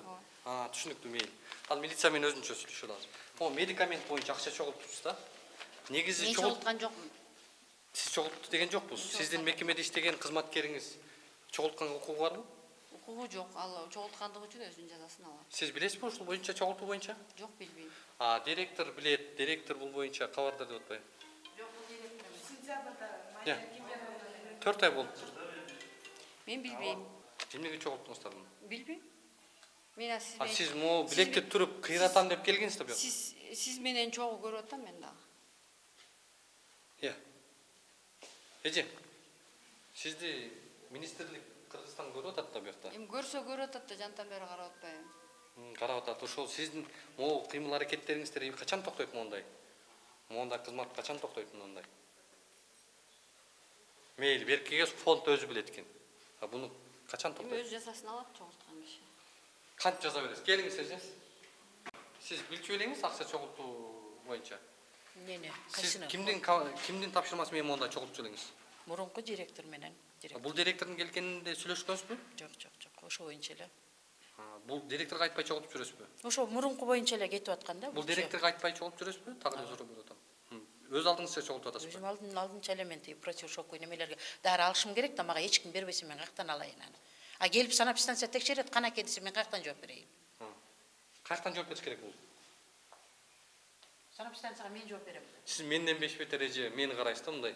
Мен сизди Мен карап уже- атам, сиз чечем деп келгенсиз да буяка. Мен чечем деп келгенде мен сизге айтпадымбы иштеп аткан статьяларды. Мен сизге башында эле Сиз жооп ошо бергем 4 сиздин статьядан башканы суроолоруңузга. билбейсизби кандай? Жок, билбейм башка ошо 4 эле статья. Сиз жаңы айттыңыз да, Лариса Валерьевна штатта не числится деңиз. Хотя мы бүт родительдер штатта иштейт деп билип жүрөбүз да. А вы нам сейчас говорите, вы официально можете подтвердить, что она не работает? Бумагу дать? Нет, официально бумагу дать, что не работает. Дам. Да, хорошо. Если она не Что она- работает, что она да, не да, работает, кто она тогда здесь? Зачем? Что она здесь делает? Что, чем она здесь занимается? Вопрос, да? Кантип мамлекеттик муниципалдык мекеменин ичинен бөлүм алып отурат. Как помещение держит? Она, это нарушено грубейшее Бүт баарына нарушение. тапшырмай берет экен. Мында мурда кайсы неметип келип отурсуңар эле аны. Сиз бияка келип 5 ай иштеп атасызбы? 5 айда неге сиз билбейсиз? Бул она получается, сиз дагы, Лариса дагы ата-энелерди 5 айдан бери за нас вводили и нас вводили в заблуждение. Понимаете? Вы нас вводили в заблуждение. Мы здесь сидим, родители, я считаю, что родители не должны разбираться, как работает садик. Вот сейчас я половину ваших обязанностей знаю. Откуда, какие деньги, куда приходят, куда уходят, какие родители. Я все знаю, я родитель. Я не должна этого знать. Я должна привести ребенка, завести и сказать, здесь еда. Понимаете? Я не должна этого знать. Это ваша должность, это их должность. Почему я знаю это? Вот скажите мне, почему я это знаю? Почему знает она? Мы не должны этого знать. Садик, вас поставили сюда, чтобы вы наши интересы защищали. Я же в прошлый раз на собрании, почему сказала Айжан Султанбековна, вы себя ведете как чиновник, да? Мы все в первую очередь адамбыз. Просто адамчылык отношения кылып койгула. Силер эмне бизге малга да отношение кыласыңар, да? А вот вы сейчас нам говорите, она не работает, деп. Она вообще кто здесь? Мы вообще, мы что, дуры, что ли? Все дружненько деньги ей носили. Не знали, кто она, откуда я Ну вы же пришли на эту должность. 5 ай болсо вчера дейсизби, же ошондо. Эже, кандай болот? Эже. Эже. Жалдыраттыңыз го бизди мындай. Могу акчаны эмне кыласыз эми? Билбейм, каяктан алсаңар берип коела, мен эчтеке дей албайм. Каяктан алсак ошол жерге коюп коелубу? Эми эмне дейин аны мен? Келиңиз, урматтуу. Может, анын өзүнүн личный акчасы, мен каяктан билем.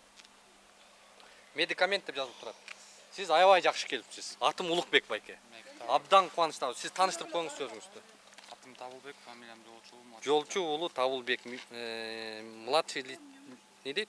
Младший лейтенант, лейтенант турбайсызбы, милиция, Азыр биз бул 173-чү бала бакчага келдик. Мындай Кудай берди десек деле болот да. Сизди абдан жакшы чакырып коюптур. Жетекчилик өзү чакырыптыр.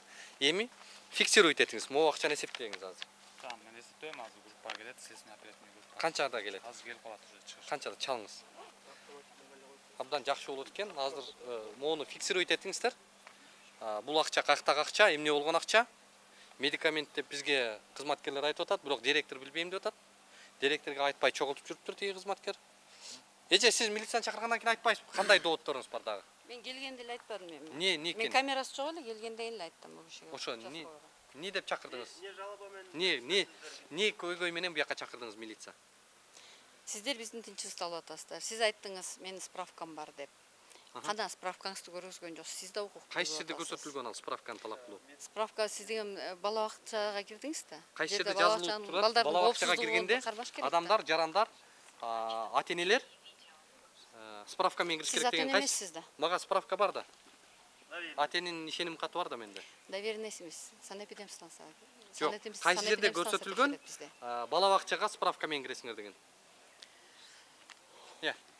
Мен жооп бербейм сурооңузга. Сиз эми жетекчи да, Жооп бере албайм. Мен 2 сааттан бери мен сиздин болгон сурооңузга жооп бердим. Бүттүм, мен жооп берип бүттүм сиздин суроолоруңузга. Биринчи ата-эне кирет баласын алганга, ошондон сурасаңыз, Лариса биякта ким деп эле сурап көрсөңүз. Биринчи каждый азыр ата-эне келет да баланы алгангачы, ошондо эле сурасаңыз, бияктагылардан эмес да, келген ата-энеден. Лариса Валерьевна биякта ким болуп иштейт деп эле сурап көрсөңүз, ай билишет да барысычы. Ошондо Прачкада мен биякта иштеп кеткенмин. Бир 15 күндө иштегем, ички кухнясын билем, кандай эмне экенин. Анан Лариса Валерьевна ошондо бер жакта кабинетинен шейшепти алып, бизге берип, кабинеттин кайра ключ менен бекитип эле кетчү. Она здесь работает. Жөн эле неметип атышат, иштебейт атат. Көчө күнү мына документтарын алып кетип баратканда тартып албай калыптырбы? Машинасы менен кетип бараткан, тартып алганбыз. Мына видеода бар. 14 жылдан бери фонддун акчасын алып келет. Бияктан ошондо 600 канча киши мындай Сиз биякта иштеп жүргөндө Лариса иштечү. 14 жылдан бери иштечү. Ошондо эле мына заведующая экөө коркутуп, үркүтүп эле жүрүшүп, психологический давление кылышат да буларчы. Сен соттолуп кетесиң, сен монтип кетесиң деп эле воспитатель, нянечкаларды ушинтип эле жинди кылып коюшат да. Мен ошонусуна чыдабай кетип калгам. 15 күн иштеп туруп эле рахмат дегем да, мен иштеп кеткем. Знаю я кухнялар кандай эмнелери. Ата-энелер да кечинде жумуштан чыккандар бар экен, ошолордон суранат, кетпей турушсунчу деп атат. Келди жооп бериңиз.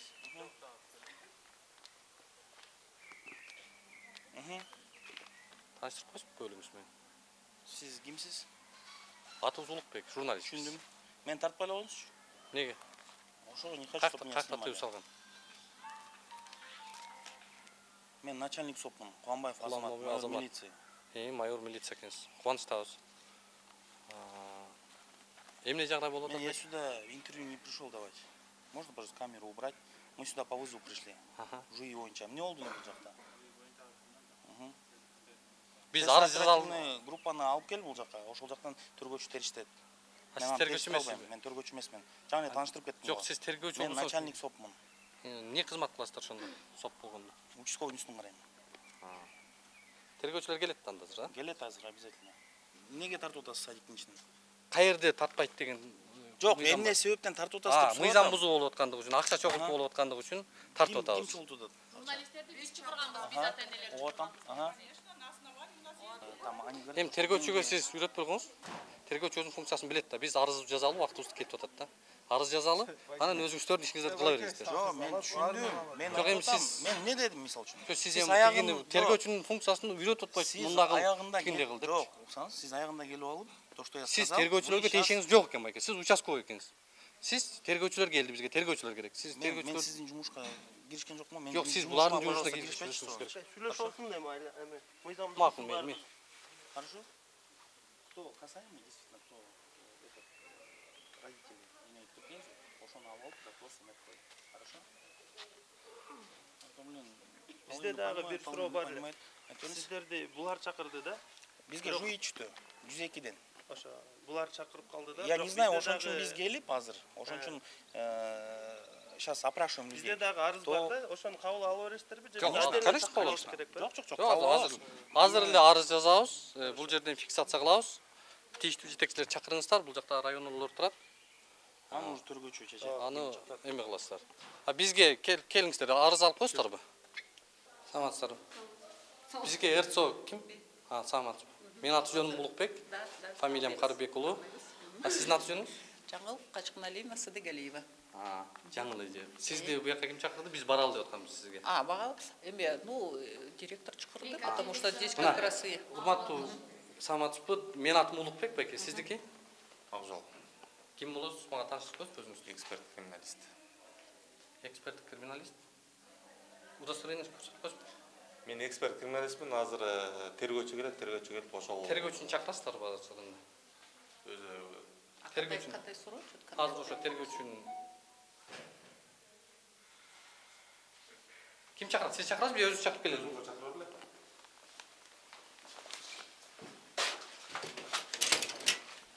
Урматтуу тергөөчү, уруксат бизге. Тергөөчү, келсеңиз?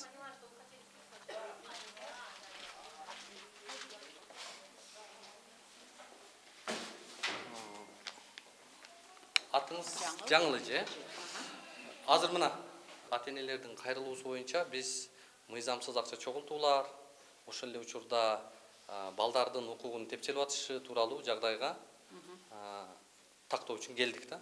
Келип өзүбүз күбө болуп атабыз. Анан азыр ушуну фиксировать этсиңиздер, тергөөчүлөр келди. Бул каяктагы акча, эмне болгон акча? Бизге кабинетинен, бул эже өзүнүн кабинетинен медикаменттерге деп алып берди. Азыр ушул акчаны эсептеңиз, мына тергөөчүгө өткөзүп берели. Жок, мен азыр өзүм сурамчылар жүргүзүп тергөө амалын. Жок, биз сизге акчаны берип атабыз. Биз азыр арыз жазып атабыз сизге, мына камерада жазып атабыз. Арыз жазып элек азыр. Алмаз, мен азыр ошо Озек арыз кайрылбайбы? Биринчи келген маалымат боюнча азыр сурамчылоо жүргүзүшүм керек. Эчте ошону сурамчылоо жүргүзүп атпайм. Мен билбейм азыр кимден алып. Бияка келгенде вначале мага келип, айтып, анан биз чогуу чыкмакпыз. Анан сферага Биз мындай биздин өзүбүздүн эми ишмердүүлүгүбүздө өзүбүздүн көрсөтүлгөн мыйзамдагы укугубузду билебиз. Жок, могу пакетти каяктан тапсырдыңыз? Муну эжен. Мен азыр айтып берейин. Эл берип атат буга, ата-энелер берип атат экен. Ата-энелерден мен сурайм, себеби деген жана противошоковый немелерге алыш керек да. Азыр көзүнчө эсептесеңиз, Буяктагылар айтып атат, бүтүн баары берет. Бүтүн баары бербейт. Желающийлер берет, бербегендерде мен. Көзүнчө эсептесеңиз? Жок, эсептебедик жана эле болбоду. Лишний бергендер берет, бербегендер бербейт. Потому что бир жумада 2 жолу врач келет. Баягы берген эмедеги садик чоң да, жетпей калат, шпательный градусниктер сынып калат. Группага мен алышым керек да ошонун баарын теңче. Эмне үчүн каражат менен камсызда бербейсиздер сиздер? Камсыздайбыз. Бербейт деп атпайсызбы сиз? Качан айтсаң Жетишпейт деп атпайсызбы? Жетпей калат да, ошо чоң садик болуп атпайбы? Ошон үчүн чогултат экен. Бул кызматкер чогултканга укугу барбы чогултканга? Жок, моуну эмнеге чогултуңар? Ошону эме алыш үчүн. Ошону айтып берип атат.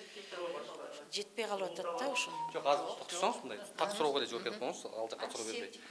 Мындай каражат топтоого мүмкүнбү? Жок. Эмне үчүн сиз ушул жетекчи болуп туруп ушуну билбейсиз? Мен кантип билем? Бала бакчада эмнеге акча чогултуулар болуп аткандыгы тууралуу кабарыңыз жокпу? Бала бакча таптакыр акчаны чогултпайт.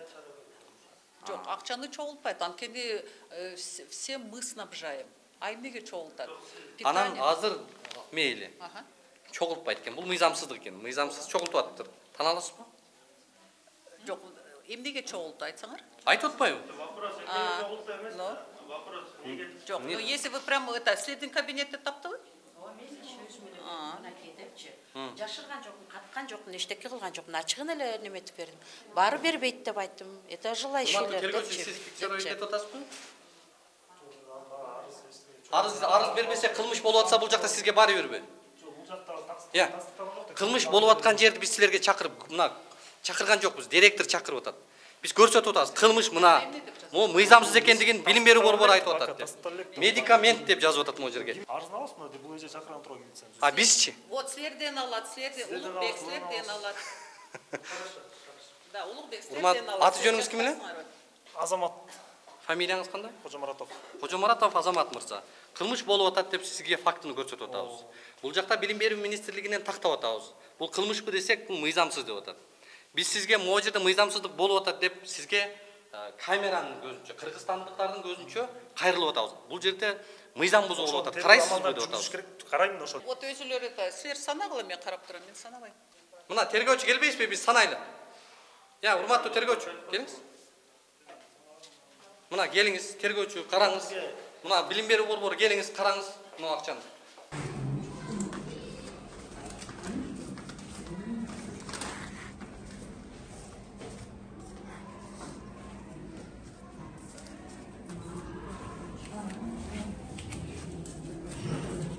Бул акчаны ким алды дейт? Каяктан алды? Эжеке өз берди. Кимге берди? Келиңиз, эже. Кимге берди? Ким өткөздү? Бул жактан милиция. Мен бердим бияка. Сиз бердиңиз. Өзүктү алдыңыз. Сиз муну сиз тапшырып атасыз. Биз эсептеп алабыз, тапшырып атабыз. Сиз де тапшырып атасыз. Мына эжеде тапшырып. Милиция кызматкери келип, иш каттабай туруп акчаны алып алган бул мыйзамсыз. Мына эсептеп алдыңызбы канча экен? 2273. Азыр эме 30 өзүктү менен тапшыруу протоколун түзөсүң. Азамат өзүктү менен тапшыруу протокол адамдын протоколдордун ордуна түзөсүң. Кимге кол койдуруп алып сиз бияка бизде коюп. Сизден алдым. Мына караңыз, бул сыртында тапкан медикамент кимге бердиңиз? Ким атыңыз ким? Биз Улукбек. Мына келиңиз, эже. Улукбектин фамилиясын, атын толук текшерип, эмне үчүн чогултулган, мыйзамдуу болгонду чогултуу, ошол укуктук бар. Текшересиз. Фамилия инициал жазып.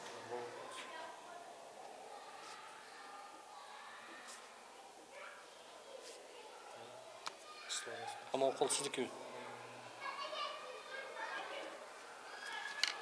Nasıl tutup atalım kol bulunmak.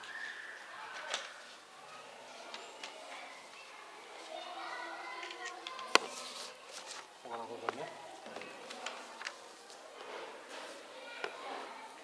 Так,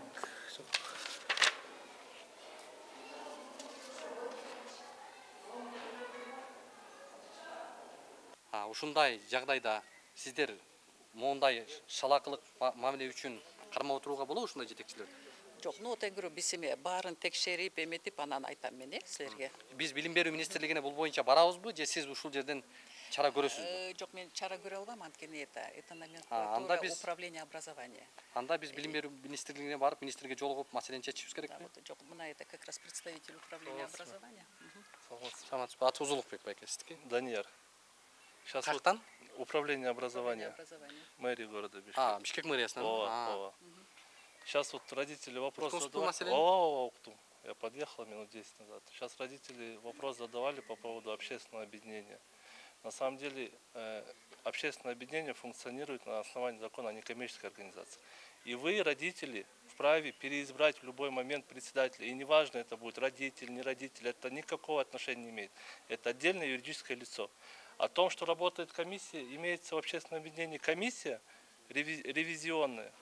Это в законе прописано. Закон, я туда отвечаю. Закон буквально 6 страниц. Если вы вступали в него и какие-то обязательства выполняли, я думаю, можно открыть, почитать. Сейчас, если вы недовольны деятельностью объединения, ваше решение, будет он функционировать, будете ли вы переизбирать председателя фонда, это все в ваших руках. Большинством членов, которые официально вошедшие, это в законе о некоммерческих организациях прописано. Ошол коммерциялык эмес, азыр. Коммерциялык эмес мекемелердин мыйзамын абдан сонун айтып бердиңиз.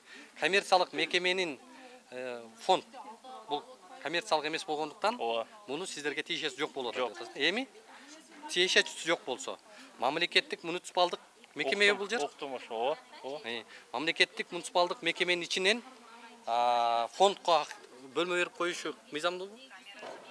Однозначно нахождение какого-то юридического лица в помещении муниципальном должно быть по согласованию с Думой, с управлением муниципального имущества. Это департамент управления муниципального имущества. Там на основе арендной платы и так далее. Сейчас принцип нахождения, если он подтвердился, имеется, мы будем рассматривать. Сейчас без согласования, если занимают помещение, незаконно. Түшүнүктүү. Эми азыр алаксызбай туруп туруңуздарчы. Муниципалдык кызматкер мына жакта айтып атат да. Сиз фондду айтып атасыз да. Бирок бул кызматкер Лариса эжени айтып атышат. Бул жерде бардык ата эне бул жерде иштеп кеткен кыз. Бул жакта иштеп кетиптир. Бул жакта иштейт, прачкада иштейт деп атат. Прачкада иштеп 14 жылдан бери. Фондду башкарганга мыйзам жол береби? Без проблем. Ограничений нет, это родители решаются. Кто фонд будет возглавлять? Айырмасы жок, хоть родитель, хоть посторонний, айырмасы жок. Түшүндүм, айырмасы жок. Это ваше решение. Мен кошулам мунуңузга. Мыйзамдуу. Ал фонддун чечими менен болот. Мамлекеттик мызматта иштеп, могу билим берүү мекемесинде прачкада айлык алып аткан кызматкер фондко жетекчи боло алабы? Айырмасы жок. Жок. Сиз билим берүү мекемесинде иштеп атасыз. Сиз да фондко коюп койсо болобу? Болбойт. Потому что мен муниципальный служащий. Был гражданский служащий. Гражданский служащий эмес. Сотрудник, на них не распространяется обязательство, что не могут занимать другую деятельность. По совместительству она может работать, если это на общественных началах, это только ее право. Данияр байке, билим берүү мыйзамдарында билим берүү мекемесинде иштеген кызматкер акча чогултууга тыюу салынат деп атат. Бул незакон. Мыйзамсызбы? Мыйзамсыз. Бул кызматкер эгерде прачкада иштеген болсо, акча чогулта алабы? Вне здания.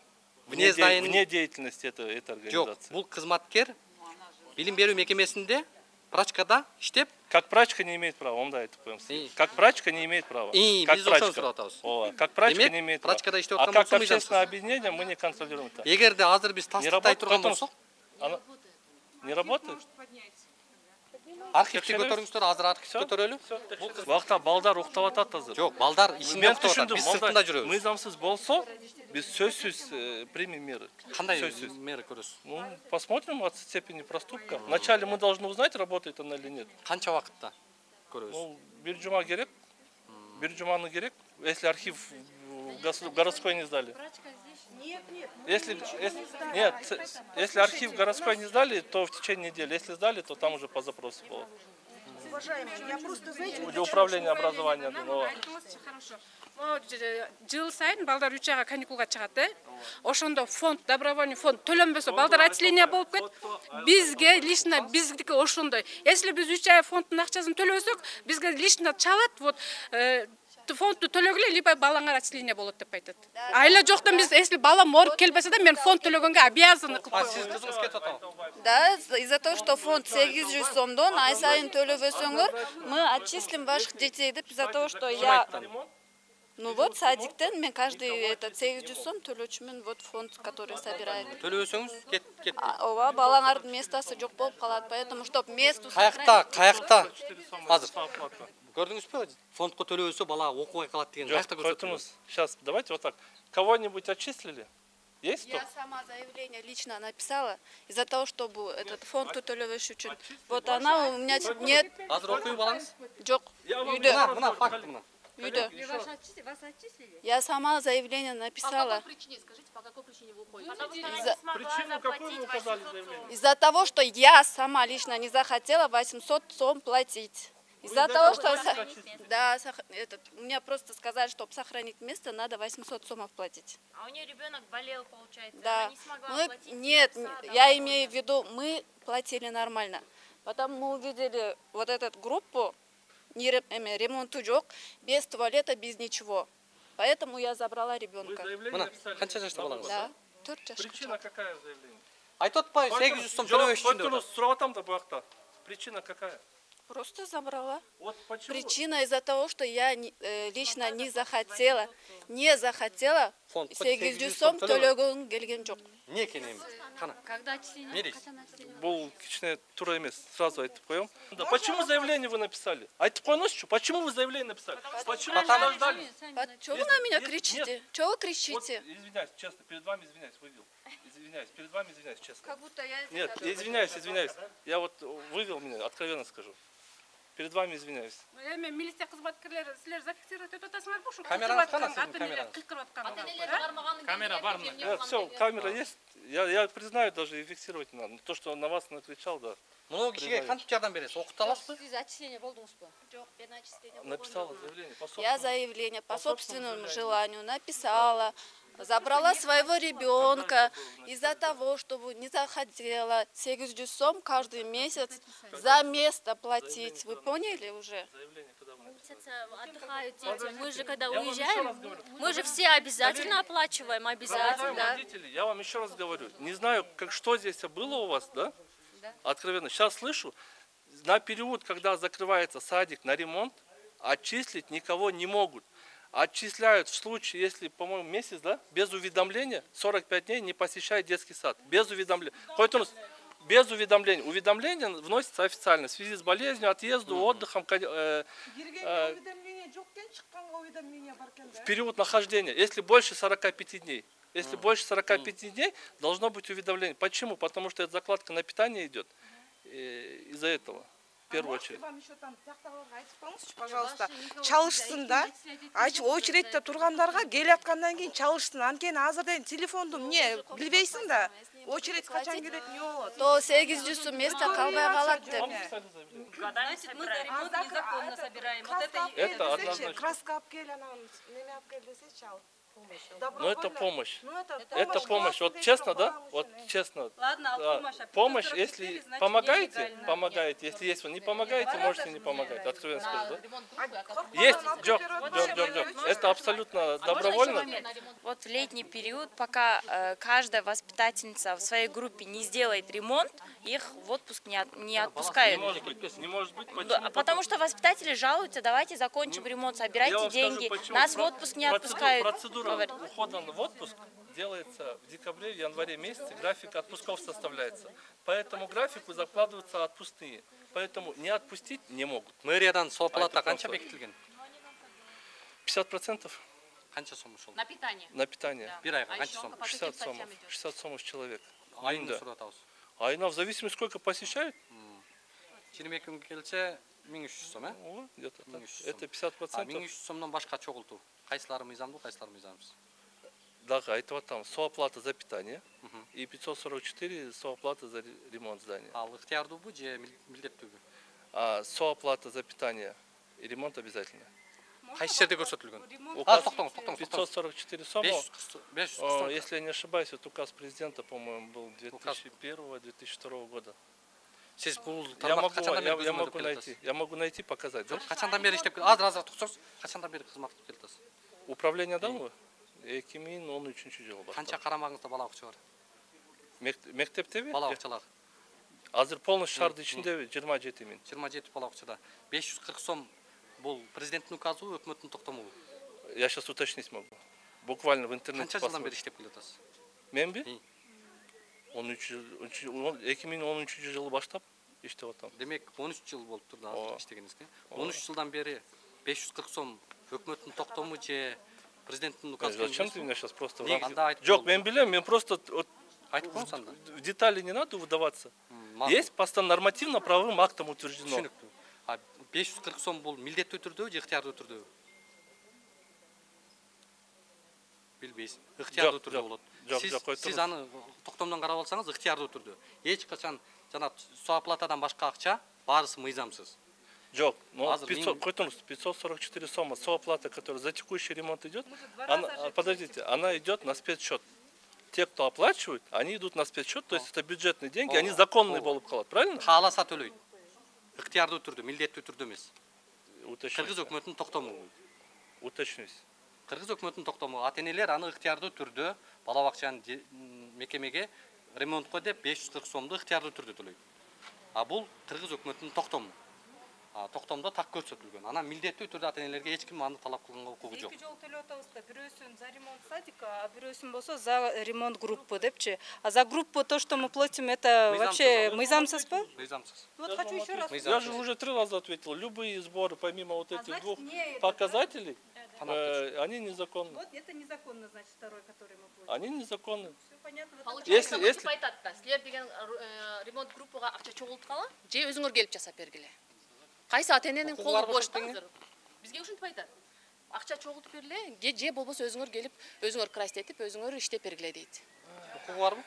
Текущий ремонт идет в садиках, вы знаете, текущий ремонт идет.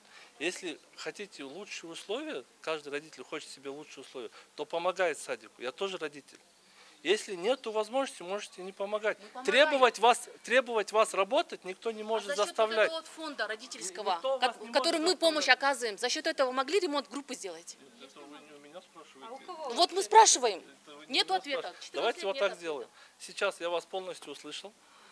Буквально дайте мне неделю. Я сейчас здесь отвечаю. Дайте мне неделю. Через неделю я вам свой личный номер дам, лично вам.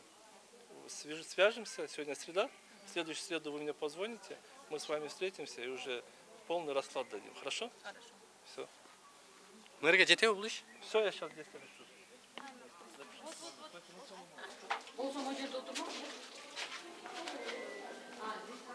Эже, сизди жоктоп атпайбы директор? Мына, уктуңуз эжени? И после этого я перестала, да, садикам келген. Азыр мындай кылабыз. Бул эженин мына ушул наристенин эмне күнөөсү бар? Бул эмне кыянаттык кылды? Бул баланы ушул акча үчүн билимсиз калтырып атат бүгүн. Именно ошол акча үчүн отчислять этилиптирби? Айтып атпайбы? Мен төлөй албагандыктан жазып кеттим арызда. Ошол негизинде биз отчисление кетиребиз да. Азыр Эрцонун жетекчиси түшүнүктүү эже, сиз мени аябай сүйлөдүңүз. Аябай түшүндүрүп атам, сиз эмнеге түшүнбөй жатасыз? Эже, азыр мындай кылалы. Мен айтып атам, мен өзүм төлөгүм келбегендиктен 800 сомду. Ошондуктан мен заявление по собственному желанию жазып, кызымды алып кеттим садиктен. Потому что группада ремонт жок, кызым часто ооруду. Из-за места 800 сом я просто так мен төлөгүм келген жок. уктуңузбу? Уктум азыр как раз. Эмне үчүн ушул баланын укугун текшерип Айтып берди азыр. Баланы кабыл алабы? Мен айттым, акасы арыз жазган турбайбы? Все, арызын алып, баланы алгыла. Силер качан жазсыңар? Аласыз баласын? Силер качан жаздыңар? Безработный, анда еще льгота без питания. Директорду чакырып тиги Ларисанын кабинетин ачсаңыз көрөлү. Жүргүлө, ана питанияга дагы льгота кылабыз. Тиги жерлерди чакырып койсоңуз, Ларисанын кабинетин көргөнгөчү. Директорду айтасызбы? Директордун кабинетинде бир көрүп койбойсузбу? Иә. Директордун кабинетин. Кандай кооз экенин көрүп көрүп койсуз. койсуз. Лариса кайякта отурчу? Лариса бу жакта отурат экен.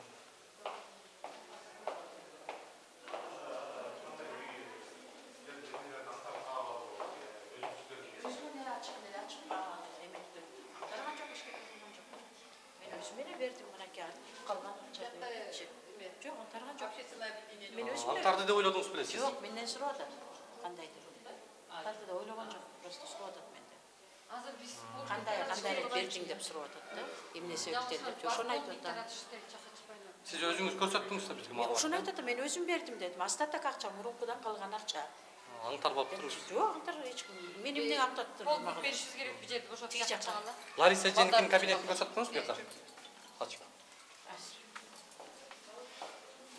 Азыр барып тиги бул эжеден сенин кабинетиңди кирип аңтардыбы, сенин кабинетиңе өзү чукуладыбы, акчаны каяктан алып чыкты деп мага бир нерсе табыш үчүн, менин үстүмдөн бир нерсени алыш үчүн ошондой максатта милициянын суроосу бияка болуп атыптыр да. Каяктан алды деди. Мен өзүм алып бердим деп айттым. Жок, актардыбы деп сурап бердим сизге? Сизге аңтарып өзү алдыбы деп сурап бердим? Жок, эмне аңтардыбы деген жок. Анан эмне деди? Каяктан алды деди. Мен өзүм бердим деп айттым. Өзүм бердим. Келгенде мен да сурадым, каяктан тапты, анан каякта болду, эмне матрастын астында болду, же стөлдүн үстүндө деп мен дагы ошо суроо бердим. Бул жакта адамдардын, жаш балдардын укугу, карапайым элдин укугун коомчулукка алып чыгып атабыз. Ушул адамдар укугу тепселбесин деп. Могу жерге доктор, врач деп жазып коюптур. Эмне көрүп жүрүңүз? Мону окуңуз мына. Лариса айым. Видео керек болуп калпайбы? Көрдүңүзбү? Ушундай бөлмөдө отурат экен. Ушул бөлмөнү алып алыптыр. Бул муниципалдык мекемеде ар бир мекеменин бул ижарага берилиши керек, мыйзамдуу кетиши керек. Бир коомдук фондко берип койгон кандай болуп калат? Туура эмес. Эмнеге сиз арендага бергенсизби буякта? Келсеңиз, эмнеге арендага бербедиңиз? Эмнеге берем арендага? Бул жак муниципалдык мекеменин жери да. Бишкек шаарынын мэриясында атайын Думи деген кызмат бар. Муниципалдык менчикти башкаруу кызматы бар. Ошол кызмат муниципалдык менчикти ижарага берет, бош болсо. Мыйзамдуу кылып, андан түшкөн акча шаар мэриясына каражатына түшөт да. Сиз бул бөлмөнү эмне үчүн мындай жөн эле берип койдуңуздар? Жөн эле жүрдү Лариса мында. Ата-энелердин суроосу боюнча жүргөн. Көрдүңүзбү? Бул мыйзам бузулбу? Мыйзам бузулбу? Качан чыкты? Документтерин алып чыгып кетти, баягы собраниядан кийин. Канча отурду буякта? Так, 10-нда собрание болгон, родительский собрание. 10 күн аралыгы. Сиздер көзөмөлдөй турган кызматта отурасыздар да. Сиздер ушундай нерселерди биз келтирбей эле көзөмөлдөсөңүздөр, ата-энелер бизге кайрылбайт эле, маселе коомчулукка чыкпайт эле да. Ата-энелерге айтып атпаймынбы, мага кайрылсаңар, биз уже давно Прокуратурага чейин кайрылыптыр да булар. Ошо да мага келбей эле прокуратурага жазыптыр. Мен азыр уже айтып атпаймынбы? Мага келсеңер, жок кандай болбойт. Майя Эркинбековнанын биякта деген крышасы аябай эле күчтүү экен да. Биз ошон үчүн ушундай резонанс кылып туруп, ызычы кылып туруп эле албасак, күйөөсү чоң болуп иштейт экен мэриядагы каякта Аскар бирдеки Биз деген государственный пятый каналдын журналисттерин чакырган. Бизге лично бир күн калганда, айтты. Нам был звонок сверху, кечирип койгула, биз келе албайбыз деп. Не, бул тиги чоң кызматта иштейт экен мунун директорунун күйөөсү деп атышат. Ички иштер министрликке көчүп эле келип албадыңар буяка? Жок, 102ге. Жакшы элеби мындай? Террористтер жок экен буякта? Мына биринчи кызым барган. Кожоканова Наргиза. Кызым барып бүткөн буяка 2 жашынан как положено по очереди келгенбиз. Ага дагы акча сураган. Уже ал заведующийге. Каждый месяц 400 сом, фондко 100 сом, копилкага 50 сом, охранага, по-моему, болчу. Экинчи кызым как положено барат. Тоже башында 500 сом берчүбүз, азыр 800 сомдон Как положено, келсек та келбесек та фондун төлөп беребиз. Питанияны алышпайт биринчи, фондту жанталашып алат. Первым словом, жанталашып, оны келатканда эле калчылдап баштайт уже. Фондту төлөп койгула, фондту төлөп бергиле, питанияны шашпай берип койсуңар, фондту эле бергиле. 800 сом как положено. 800 сомго көтөргөндө мен лично группадан возмущаться эткенде биздин воспитатель келип, кармап алып, мен эртемен кызым киргизип атканда айткан: "Вы больше всех, оказывается, возмущались в группе, киргиле Ларисага" деген. Киргем 500 сомдон сразу 800 сомго көтөрдү. Элдин баары кыйналып атат. Хотя бы 100 сом үстүнө кошкула, 150 сом кошкула десем, нет, это нам надо, это нам необходимо. Воспитательдер кетип атат, нянечкалар кетип атат. Биз аларды акча надбавка кылып алып калыш керекпиз. Ал кезде эки холодильниктери стройдон чыгып кетип, аны да жазатыш керекпиз деген.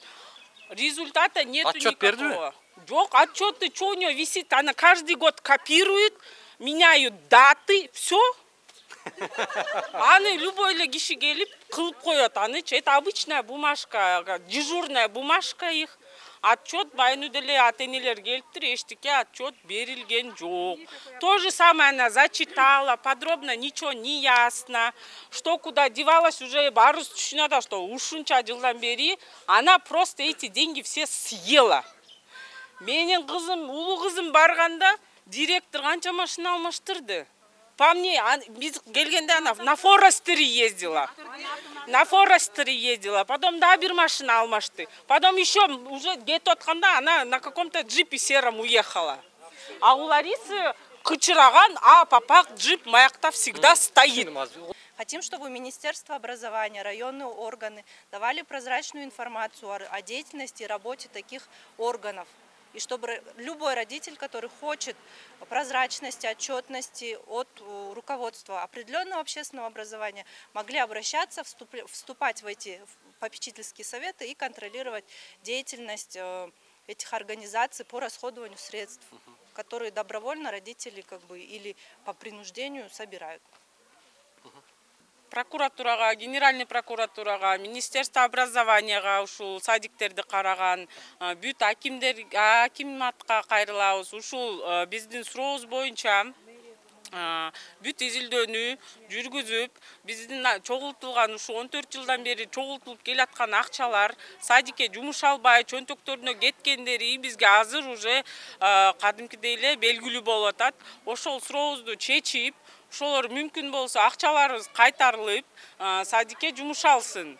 Акчаны эч ким өзүнүн колуна кайра сурабай эле, ошол акчалар кайрылып келип, садикке гана жумуш алсын. Садик жаза алсын, площадкалар жаза алсын, группанын ичинде ремонтторун жазашсын. Элементарно занавескалар канча жылдан бери алмашыла элек группалар бар. Игровая зоналар эскирген группалар бар. Элементарно ковер, паластар жок жерлер бар бизде. Ошондой эле группада эски эле ковердо балдар ойноп жүргөн моменттерибиз дагы бар. Ошолордун баарын чогултулган акчага кайра келип ошонун баарын жазап, жаңыртып беришсин. Ушул ата-энелердин жалпы кайрылуусу канча киши кол коюп берип атат? Бул жака келген арызга ушул азыр бияктагылар жумуштан кийин келип да коем деген. 1, 2, 3, 4, 5, 6, 7, 8, 9, 10, 11, 12, 13, 14, 15, 16, 17, 18, 19, 20, 21, 22, 23, 24, 25, 26, 27, 28, 29, 30, 31, 32 ата-эне телефонун 32, 33 дагы кол коюп атабы? Бул жерде турганы 33 ата-эне кол коюп бул жака билдирүү берип атат. Эми кандай жыйынтыкты чыгарат күтө туралы, буюрса мунун жыйынтыгын буюрса сөзсүз түрдө чагылдырабыз. Азыр мындан сырткары биздин дагы арызыбызды бул жака калтырып атабыз. Укук коргоо органдары жогорудагы чогултуп аткан акчаларга, бул жактагы мамлекеттик муниципалдык кызматтын мекемесинде болуп жаткан жүргүзүлүп жаткан иштерге укуктук баа берүүсүн дагы биз билдирүү бердик. Эми убакыт берип күтө турабыз. Буюрса кандай жыйынтык чыгып, эмне менен бүтөрүн сөзсүз түрдө сиздерге кайрадан көрсөтөбүз.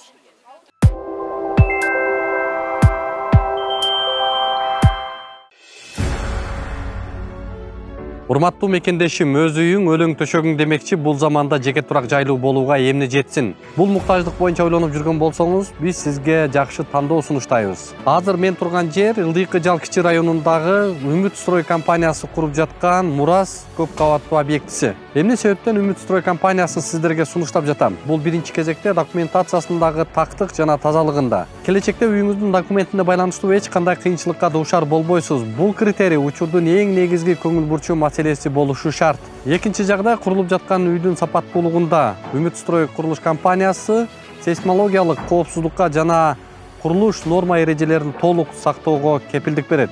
Аталган турак жай 10 кабаттуу комфорт класстагы Ылдыйкы Жал кичи районундагы Курчатова 23 дарегинде жайгашкан. Ошондой эле бала бакча, мектеп, жогорку окуу жайлары, поликлиника жана ири соода борборлору кадам сайын кезигет. Эң башкысы, узак мөөнөткө 33 айга бөлүп төлөө мүмкүнчүлүгүнө ээ болосуз. Мурас көп кабаттуу объектисин 2025 жылдын 2 кварталында өз ээлерине тапшырууну пландашууда. Толук маалымат алуу үчүн дарегибиз Жаманбаева 36/1, байланыш телефондор 0501 44 22 22, 0221 44 22 22. Баса, бул курулуп жаткан көп кабаттуу үйдүн курулуш норма эрежелерин сактап куруусуна биз өз көзөмөлүбүздү жүргүзүп турабыз, андыктан кабатырланууга негиз жок.